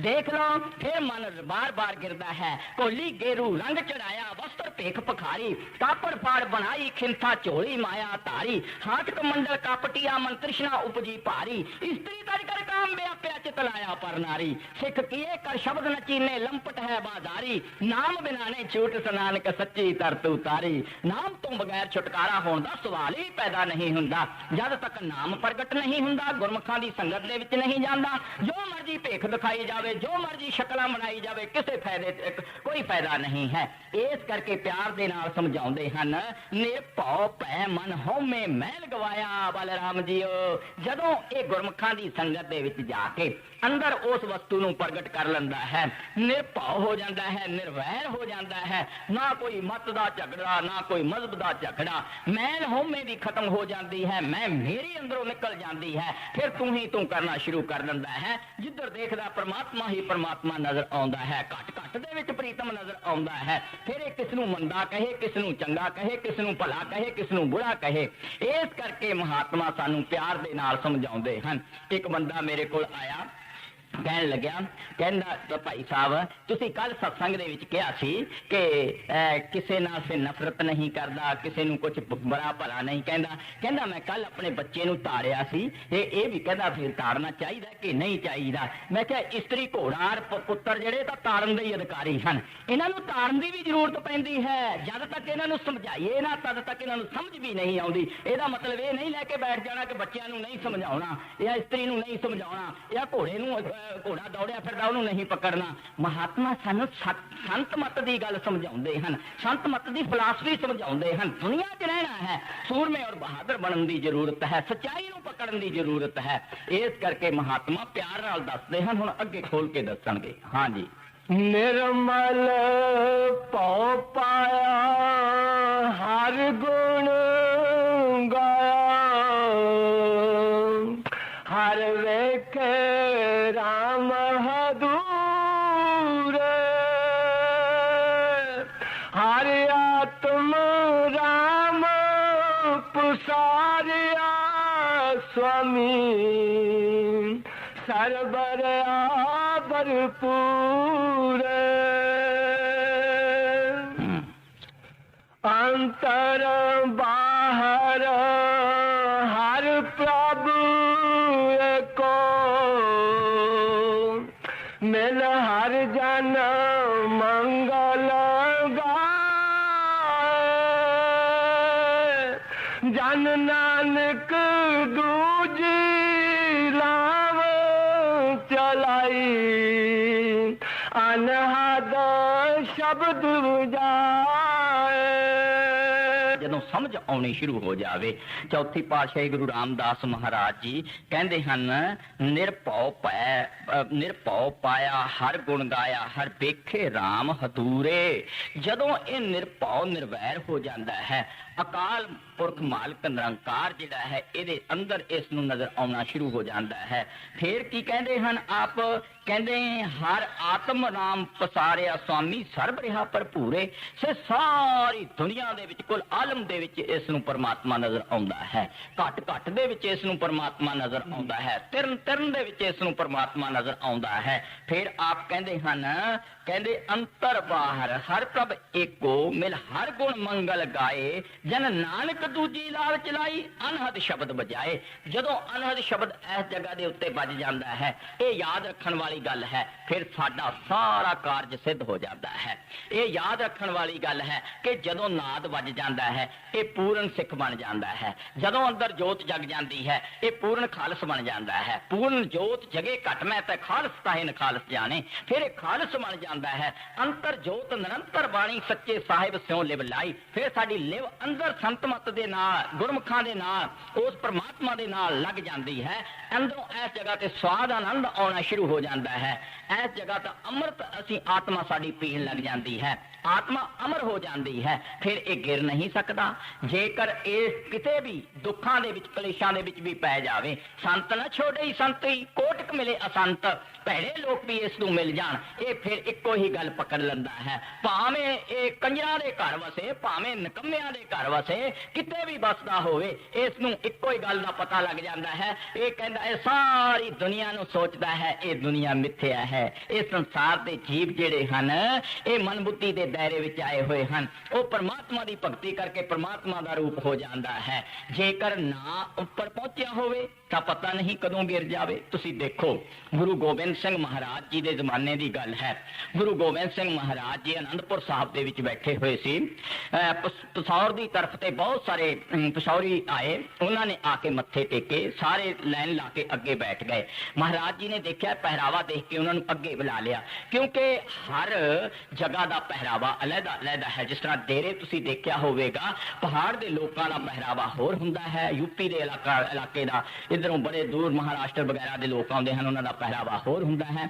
ਉਹ ਪਹਿਰਾਵਾ ਦੇਖ ਕੇ ਉਹਨਾਂ ਨੂੰ ਨਜ਼ਦੀਕ ਬੁਲਾ ਲਿਆ, ਨਜ਼ਦੀਕ ਬਿਠਾ ਕੇ ਪੁੱਛਿਆ ਕਿੱਥੋਂ ਆਏ ਹੋ। ਉਹਨਾਂ ਨੂੰ ਬੜੇ ਪਿਆਰ ਨਾਲ ਪੁੱਛਿਆ ਤਾਂ ਉਹਨਾਂ ਦੀ ਖਬਰਸਾਰ ਘਰ-ਬਾਰ ਦੀ ਪੁੱਛੀ। ਜਿਸ ਤਰ੍ਹਾਂ ਵੱਡੇ ਮਹਾਰਾਜ ਜੀ ਵੀ ਬੜੇ ਪਿਆਰ ਨਾਲ ਪੁੱਛਿਆ ਕਰਦੇ ਸੀ, ਕੋਲ ਬਿਠਾ ਕੇ ਕਿਹਾ ਕਰਦੇ ਸੀ, ਸੁਣਾਓ ਬਈ ਤੁਹਾਡੇ ਮਾਤਾ ਪਿਤਾ, ਤੁਹਾਡੇ ਭੈਣ ਭਰਾ ਸਭ ਠੀਕ ਹਨ? ਬੜੇ ਪਿਆਰ ਨਾਲ ਪੁੱਛਿਆ ਕਰਦੇ ਸੀ। ਤਾਂ ਹਜ਼ੂਰ ਗੁਰੂ ਗੋਬਿੰਦ ਸਿੰਘ ਮਹਾਰਾਜ ਜੀ ਨੇ ਸਾਰਿਆਂ ਨੂੰ ਪੁੱਛਿਆ। ਇੱਕ ਛੋਟਾ ਜਿਹਾ ਕਾਕਾ ਵੀ ਅੱਗੇ ਬੈਠਾ ਹੋਇਆ ਸੀ। ਉਹਨੂੰ ਪੁੱਛਿਆ, ਕਾਕਾ ਤੂੰ ਕਿਹਦੇ ਨਾਲ ਆਇਆ ਹੈ? ਕਹਿੰਦਾ ਸੰਗਤ ਨਾਲ ਆਇਆ ਹਾਂ। ਤੁਰ ਕੇ ਹੀ ਏਡੀ ਦੂਰੋਂ ਆ ਗਿਆ? ਹਾਂ ਸੱਚੇ ਪਾਤਸ਼ਾਹ ਤੁਰ ਕੇ ਹੀ ਆਇਆ, ਤੁਹਾਡੀ ਕਿਰਪਾ ਨਾਲ ਆ ਗਿਆ ਹਾਂ।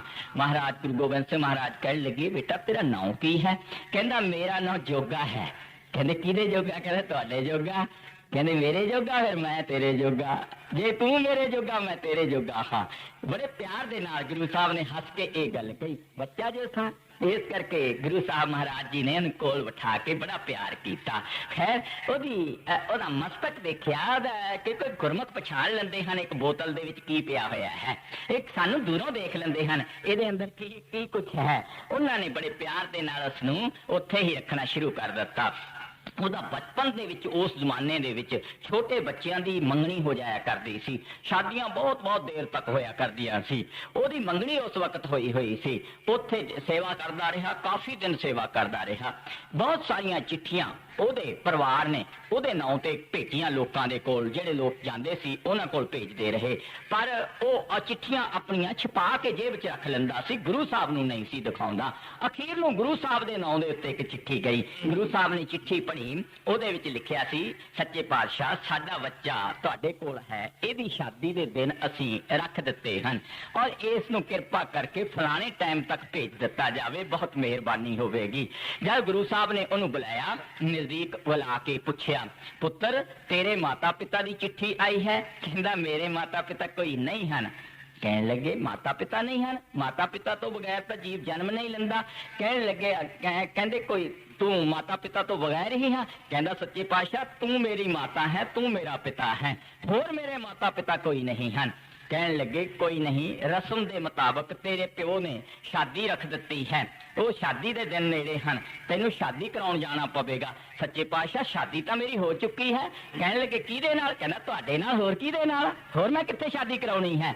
ਗੁਰੂ ਗੋਬਿੰਦ ਸਿੰਘ ਮਹਾਰਾਜ ਜੀ ਹੱਸ ਕੇ ਮੁਸਕਰਾ ਕੇ ਕਹਿੰਦੇ ਬੇਟਾ ਠੀਕ ਹੈ, ਜੋ ਕੁਛ ਤੂੰ ਕਹਿਣਾ ਸਭ ਠੀਕ ਹੈ, ਮੇਰਾ ਤੇਰਾ ਇੱਕ ਪਰਦਾ ਹੋ ਗਿਆ ਹੈ, ਇੱਕ ਜੁਜ ਹੋ ਗਿਆ ਹੈ, ਪਰ ਤੂੰ ਜਾ, ਤੇਰੇ ਮਾਤਾ ਪਿਤਾ ਦਾ ਹੁਕਮ ਆਇਆ ਹੈ, ਜਾ ਕੇ ਤੂੰ ਸ਼ਾਦੀ ਕਰਾ ਕੇ ਫਿਰ ਆ ਜਾਵੀਂ। ਕਹਿੰਦਾ ਸੱਚੇ ਪਾਤਸ਼ਾਹ ਜਾਣ ਨੂੰ ਦਿਲ ਨਹੀਂ ਕਰਦਾ, ਪਰ ਹੁਕਮ ਅਦੂਲੀ ਨਹੀਂ ਕਰਦਾ, ਜਾਵਾਂਗਾ, ਹੁਕਮ ਦੇ ਮੁਤਾਬਕ ਜਾਵਾਂਗਾ। ਹੁਕਮ ਲੈ ਕੇ ਚਲਿਆ ਗਿਆ, ਪਰ ਜਾਣ ਲੱਗੇ ਜਦੋਂ ਫਿਰ ਪਿੱਠ ਮੋੜ ਕੇ ਪਿੱਛੇ ਨੂੰ ਨਮਸਕਾਰ ਕਰਨ ਲੱਗਿਆ, ਨੀਵਾਂ ਹੋ ਕੇ, ਅੱਖਾਂ 'ਚੋਂ ਆਂਸੂ ਗਿਰਦੇ ਹਨ। ਸਤਿਗੁਰੂ ਦੀ ਜੁਦਾਈ ਬੜੀ ਔਖੀ ਹੈ, ਜਿਨ੍ਹਾਂ ਨੂੰ ਇਸ਼ਕ ਹੈ ਸਤਿਗੁਰੂ ਦਾ, ਜਿਨ੍ਹਾਂ ਨੂੰ ਸਤਿਗੁਰੂ ਦਾ ਪਿਆਰ ਹੈ, ਉਹਨਾਂ ਨੂੰ ਸਤਿਗੁਰੂ ਦੀ ਜੁਦਾਈ ਬੜੀ ਔਖੀ ਹੈ। ਉਹ ਸਤਿਗੁਰੂ ਦੇ ਕੋਲੋਂ ਜਾਂਦੇ ਬੜੇ ਦੁੱਖ ਮਹਿਸੂਸ ਕਰਦੇ ਹਨ।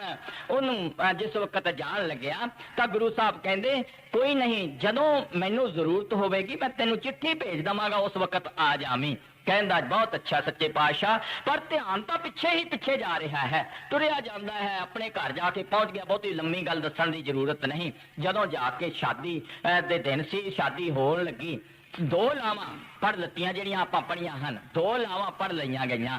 2 ਲਾਵਾਂ ਤੋਂ ਬਾਅਦ ਗੁਰੂ ਸਾਹਿਬ ਨੇ ਇੱਕ ਬੰਦਾ ਭੇਜਿਆ ਹੋਇਆ ਸੀ, ਉਹਨੂੰ ਕਿਹਾ ਸੀ ਜਦੋਂ 2 ਲਾਵਾਂ ਪੂਰੀਆਂ ਹੋ ਜਾਣ ਆਹ ਚਿੱਠੀ ਮੇਰੀ ਜੋਗੇ ਦੇ ਹੱਥ ਵਿੱਚ ਪਕੜਾ ਦੇਣੀ। ਉਹਨਾਂ ਉਹ ਚਿੱਠੀ ਜਿਸ ਵਕਤ ਜਾ ਕੇ ਪਕੜਾਈ, ਸਾਰੇ ਲੋਕ ਦੇਖਣ ਲੱਗੇ ਹੋਏ ਹਨ। ਉਹਨੇ ਚਿੱਠੀ ਪੂਰੀ ਤਾਂ ਨਹੀਂ ਪੜ੍ਹੀ, ਨੀਚੇ ਗੁਰੂ ਸਾਹਿਬ ਦੇ ਦਸਤਖਤ ਹੋਏ ਹੋਏ ਪੜ੍ਹ ਲਏ। ਉਹ ਫੌਰਨ ਉੱਠ ਕੇ ਖੜਾ ਹੋ ਗਿਆ, ਛਾਤੀ ਨਾਲ ਲਾਉਂਦਾ ਹੈ, ਸਿਰ ਦੇ ਉੱਤੇ ਘੁੱਟ-ਘੁੱਟ ਕੇ ਮੱਥੇ ਨਾਲ ਲਾਉਂਦਾ ਹੈ, ਸਿਰ ਤੇ ਰੱਖਦਾ ਹੈ, ਚੁੰਮਦਾ ਹੈ, ਪਿਆਰ ਕਰਦਾ ਹੈ, ਮੇਰੇ ਸਤਿਗੁਰੂ ਦਾ ਪਰਵਾਨਾ ਆ ਗਿਆ ਹੈ, ਮੇਰੇ ਪ੍ਰੀਤਮ ਦੀ ਚਿੱਠੀ ਆ ਗਈ ਹੈ।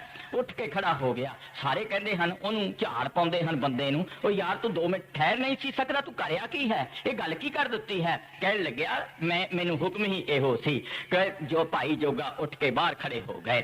ਉਹਦੇ ਘਰ ਵਾਲਿਆਂ ਨੇ, ਉਹਦੇ ਮਾਂ-ਬਾਪ ਨੇ, ਉਹਦੇ ਸੱਸ ਸਹੁਰੇ ਨੇ, ਉਹਦੇ ਰਿਸ਼ਤੇਦਾਰਾਂ ਨੇ ਬੜਾ ਸਮਝਾਇਆ, ਬਲਕਿ ਇਸਤਰੀ ਵੀ ਉੱਠ ਕੇ ਹੱਥ ਬੰਨ੍ਹ ਕੇ ਖੜੀ ਹੋ ਗਈ, ਮੈਨੂੰ 2 ਲਾਵਾਂ ਲੈ ਕੇ ਛੱਡ ਕੇ ਨਾ ਜਾ, ਪੂਰੀ ਸ਼ਾਦੀ ਕਰਾ ਕੇ ਚਲਿਆ ਜਾ, ਮੈਂ ਤੇਰੀ ਹੋ ਜਾਵਾਂਗੀ।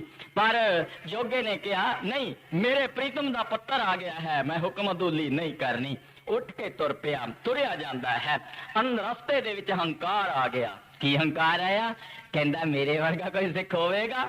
ਕਮਾਲ ਕਰ ਦੇਖਿਆ, ਮੈਂ ਕਮਾਲ ਕਰਿਆ। ਕੋਈ ਇਸਤਰੀ ਦੀ ਪਰਵਾਹ ਨਹੀਂ ਕੀਤੀ, ਮਾਂ-ਬਾਪ ਦੀ ਪਰਵਾਹ, ਰਿਸ਼ਤੇਦਾਰਾਂ ਦੀ ਪਰਵਾਹ ਨਹੀਂ ਕੀਤੀ। 2 ਲਾਵਾਂ ਕਰਕੇ ਮੈਂ ਛੱਡਿਆ ਆਇਆ ਹਾਂ, 2 ਲਾਵਾਂ ਪੜੀਆਂ ਸੀ, ਮੈਂ ਬਾਪ ਛੱਡ ਕੇ ਚਲੇ ਆਇਆ ਹਾਂ। ਮੈਂ ਗੁਰੂ ਨੂੰ ਪਿਆਰਾ ਹਾਂ, ਗੁਰੂ ਮੈਨੂੰ ਪਿਆਰਾ ਹੈ।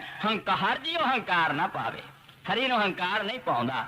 ਰਸਤੇ ਦੇ ਵਿੱਚ ਗੁਰੂ ਗੋਬਿੰਦ ਸਿੰਘ ਮਹਾਰਾਜ ਜੀ ਜਿਹੜੇ ਸੀ, ਪੂਰਨ ਮਹਾਨ ਪੁਰਸ਼ਾਂ ਨੇ ਇਹਨੂੰ ਹੰਕਾਰ ਆ ਗਿਆ ਹੈ। ਇਹ ਫੋੜਾ ਜਿਹੜਾ ਹੁਣ ਭਰ ਗਿਆ ਹੈ, ਇਸ ਫੋੜੇ ਦਾ ਆਪਰੇਸ਼ਨ ਅੱਜ ਹੀ ਕਰ ਦਿੱਤਾ ਜਾਵੇ ਤਾਂ ਚੰਗਾ ਹੈ, ਕਿਤੇ ਹੋਰ ਨਾ ਭਰ ਜਾਵੇ। ਗੁਰੂ ਸਾਹਿਬ ਨੇ ਕਸੌਟੀ ਦੇ ਉੱਤੇ ਰੱਖ ਦਿੱਤਾ, ਉਸ ਨੂੰ ਪਰਖਣਾ ਸ਼ੁਰੂ ਕਰ ਦਿੱਤਾ। ਜਿਸ ਵਕਤ ਅੱਗੇ ਟੁਰਿਆ ਜਾਂਦਾ ਸੀ ਤਾਂ ਹੁਸ਼ਿਆਰਪੁਰ ਜਾ ਕੇ ਪਹੁੰਚਿਆ। ਪਹਿਲਾਂ ਰਸਤੇ ਦੇ ਵਿੱਚ 1-2 ਰਾਤਾਂ ਕੱਟੀਆਂ, ਫਿਰ ਹੁਸ਼ਿਆਰਪੁਰ ਜਾ ਕੇ ਪਹੁੰਚ ਗਿਆ। ਹੁਸ਼ਿਆਰਪੁਰ ਦੇ ਵਿੱਚ ਜਾ ਕੇ ਬਾਹਰ ਜਾ ਕੇ ਇੱਕ ਜਗ੍ਹਾ ਦੇ ਉੱਤੇ ਕੱਪੜਾ ਵਿਛਾ ਕੇ ਪੈ ਗਿਆ। ਰਾਤ ਨੂੰ ਸਾਹਮਣੇ ਇੱਕ ਚੁਬਾਰੇ ਦੇ ਅੰਦਰ ਲੈਂਪ ਜਲਿਆ, ਗੈਸ ਜਲਿਆ। ਉਹ ਗੈਸ ਨੂੰ ਦੇਖ ਕੇ ਕਿਸੇ ਨੂੰ ਪੁੱਛਦਾ ਹੈ, ਆਹ ਜਿਹੜਾ ਚੁਬਾਰਾ ਹੈ ਕਿਸ ਦਾ ਹੈ? ਕਹਿੰਦੇ ਕੰਜਰਾਂ ਦਾ ਹੈ, ਇੱਥੇ ਇੱਕ ਬੇਸਵਾ ਰਹਿੰਦੀ ਹੈ। ਉੱਥੇ ਲੋਕ ਜਾਂਦੇ ਸੀ, ਉਤਰਦੇ ਸੀ, ਆਉਂਦੇ ਸੀ, ਜਾਂਦੇ ਸੀ। ਕਾਮ ਨੇ ਅੰਦਰੋਂ ਮਨ ਨੂੰ ਹਿਲਾ ਦਿੱਤਾ।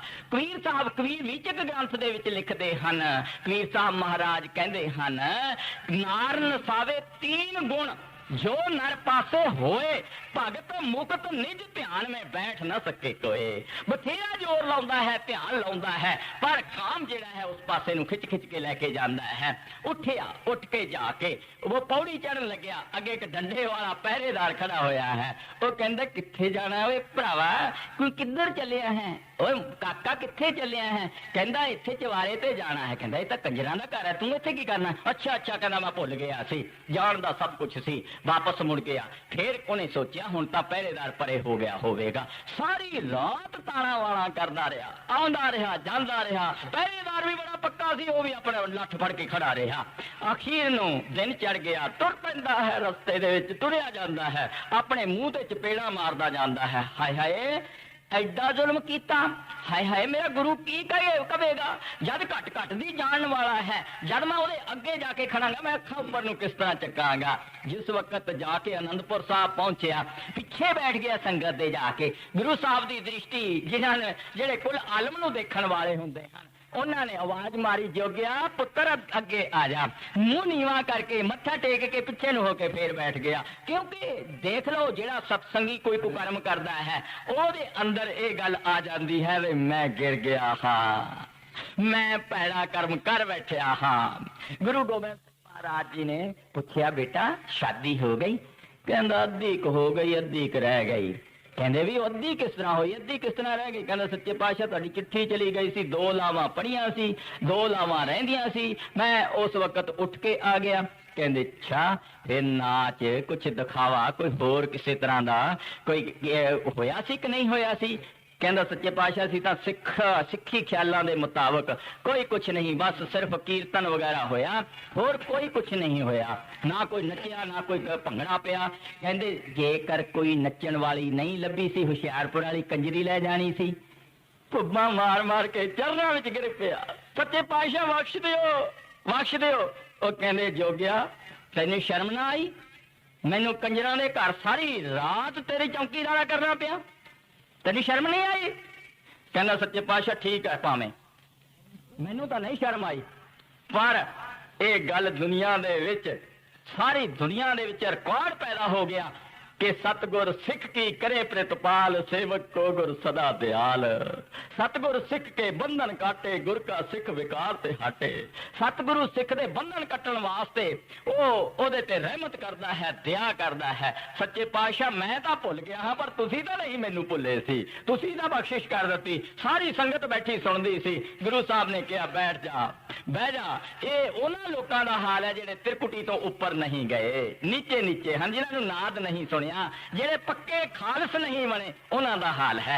इस करके गुरु साहब बड़े प्यार नाल समझाउंदे हन। हुण सानूं तीसरी लाभ दे विच होर अच्छी तरह दस्सणगे। हाँ जी।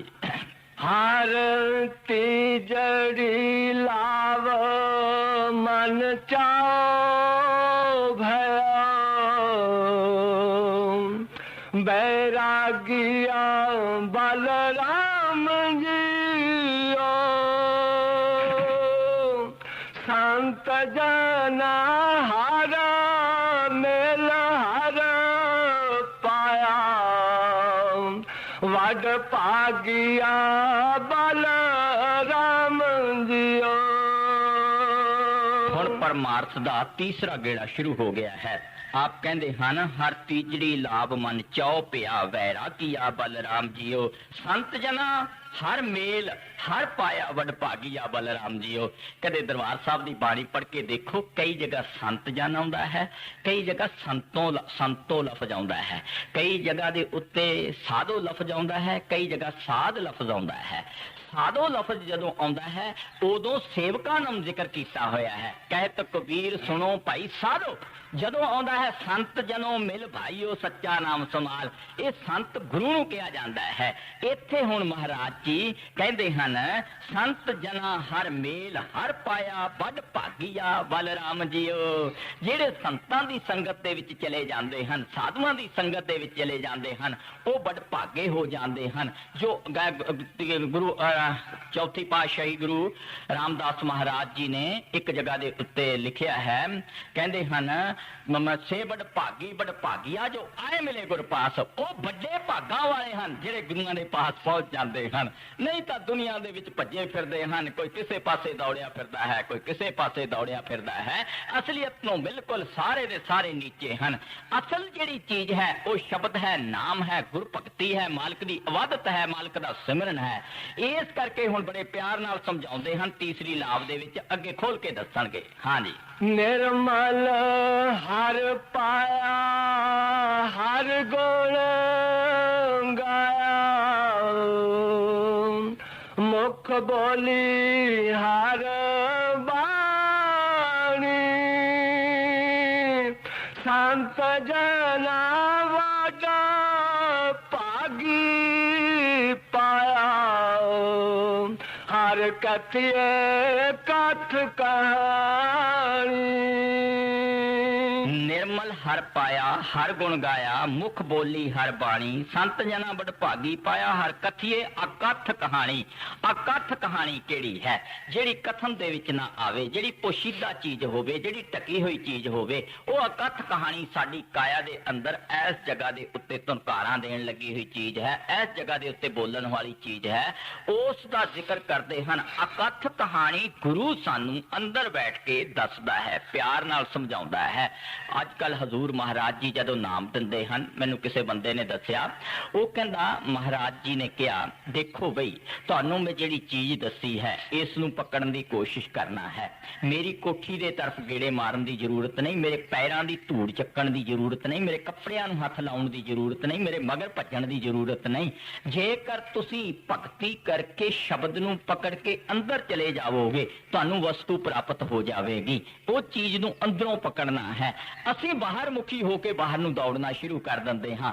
ਅਕਥ ਕਹਾਣੀ ਸਾਡੇ ਅੰਦਰ ਨਾਦ ਵੱਜਦਾ ਹੈ ਇਸ ਜਗ੍ਹਾ ਦੇ ਉੱਤੇ। ਉਹ ਕਹਿਣ ਸੁਣਨ ਤੋਂ ਬਾਹਰ ਚੀਜ਼ ਇਸ ਜਗ੍ਹਾ ਦੇ ਉੱਤੇ ਹੈ। ਉਹਨੂੰ ਅਨਹੱਦ ਸ਼ਬਦ ਕਿਹਾ ਹੈ, ਯਾਨੀ ਹੱਦ ਤੋਂ ਪਰੇ ਦੀ ਚੀਜ਼ ਹੈ। ਉਹ ਚੀਜ਼ ਇਸ ਜਗ੍ਹਾ ਦੇ ਉੱਤੇ ਹੈ। ਉਸ ਸ਼ਬਦ ਨੂੰ ਪਕੜ ਕੇ, ਉਸ ਸ਼ਬਦ ਦੀ ਡੋਰ ਨੂੰ ਪਕੜ ਕੇ ਆਤਮਾ ਐਸਾ ਆਪਣੇ ਆਪ ਨੂੰ ਸੰਭਾਲਦੀ ਹੋਈ ਇਸ ਜਗ੍ਹਾ ਦੇ ਉੱਤੇ ਜਾ ਕੇ ਪਹੁੰਚ ਜਾਂਦੀ ਹੈ।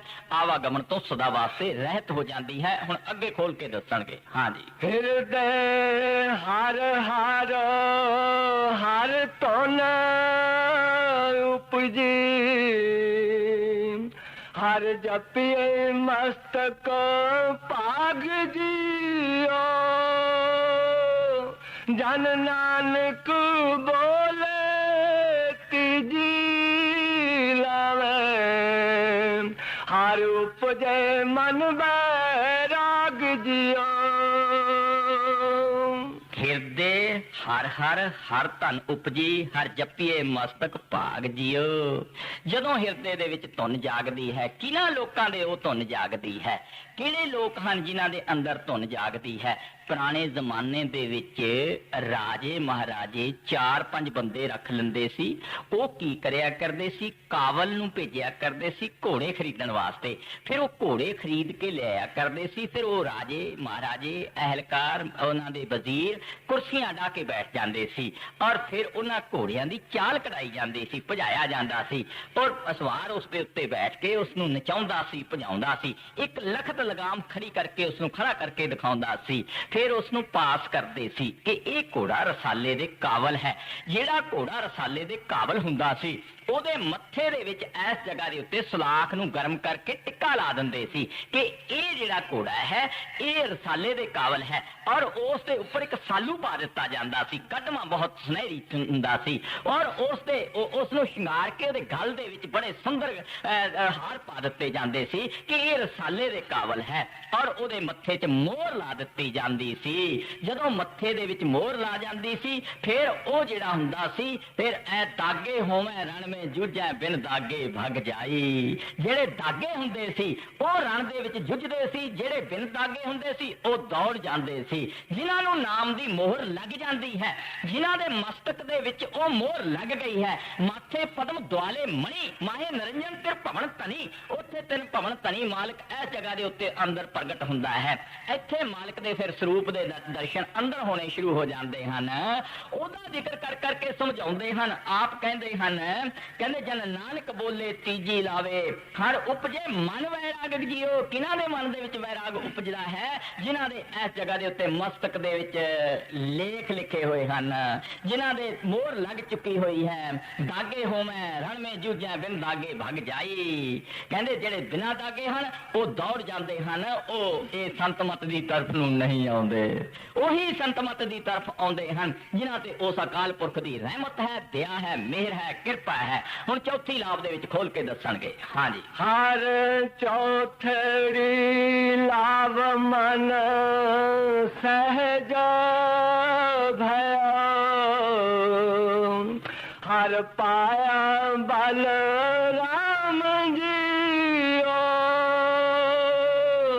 ਗੁਰਮੁਖ ਮਿਲਿਆ ਸੁਭਾਏ ਹਰ ਮਨ ਤਨ ਮੀਠਾ, ਲਾਇਆ ਬਲ ਰਾਮ ਜੀਓ।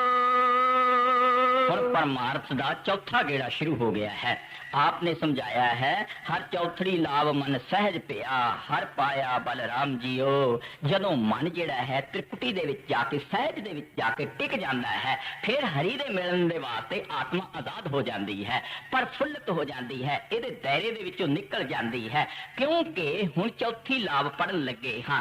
जदों चार लावां पढ़ दित्तियां जांदियां हन, लड़की नूं लिया के अपने स्थान दे उत्ते बिठा दित्ता जांदा है, फिर दोबारा नहीं उस नूं उठाया जांदा। क्योंकि फिर पंजवीं मंजिल जिहड़ी है, पंजवीं मंजिल दे विच आजादी है, उत्थे कोई जरूरत नहीं है। उत्थे इसलिए आत्मा जिहड़ी है इहदा पर्दा उतर जाता है।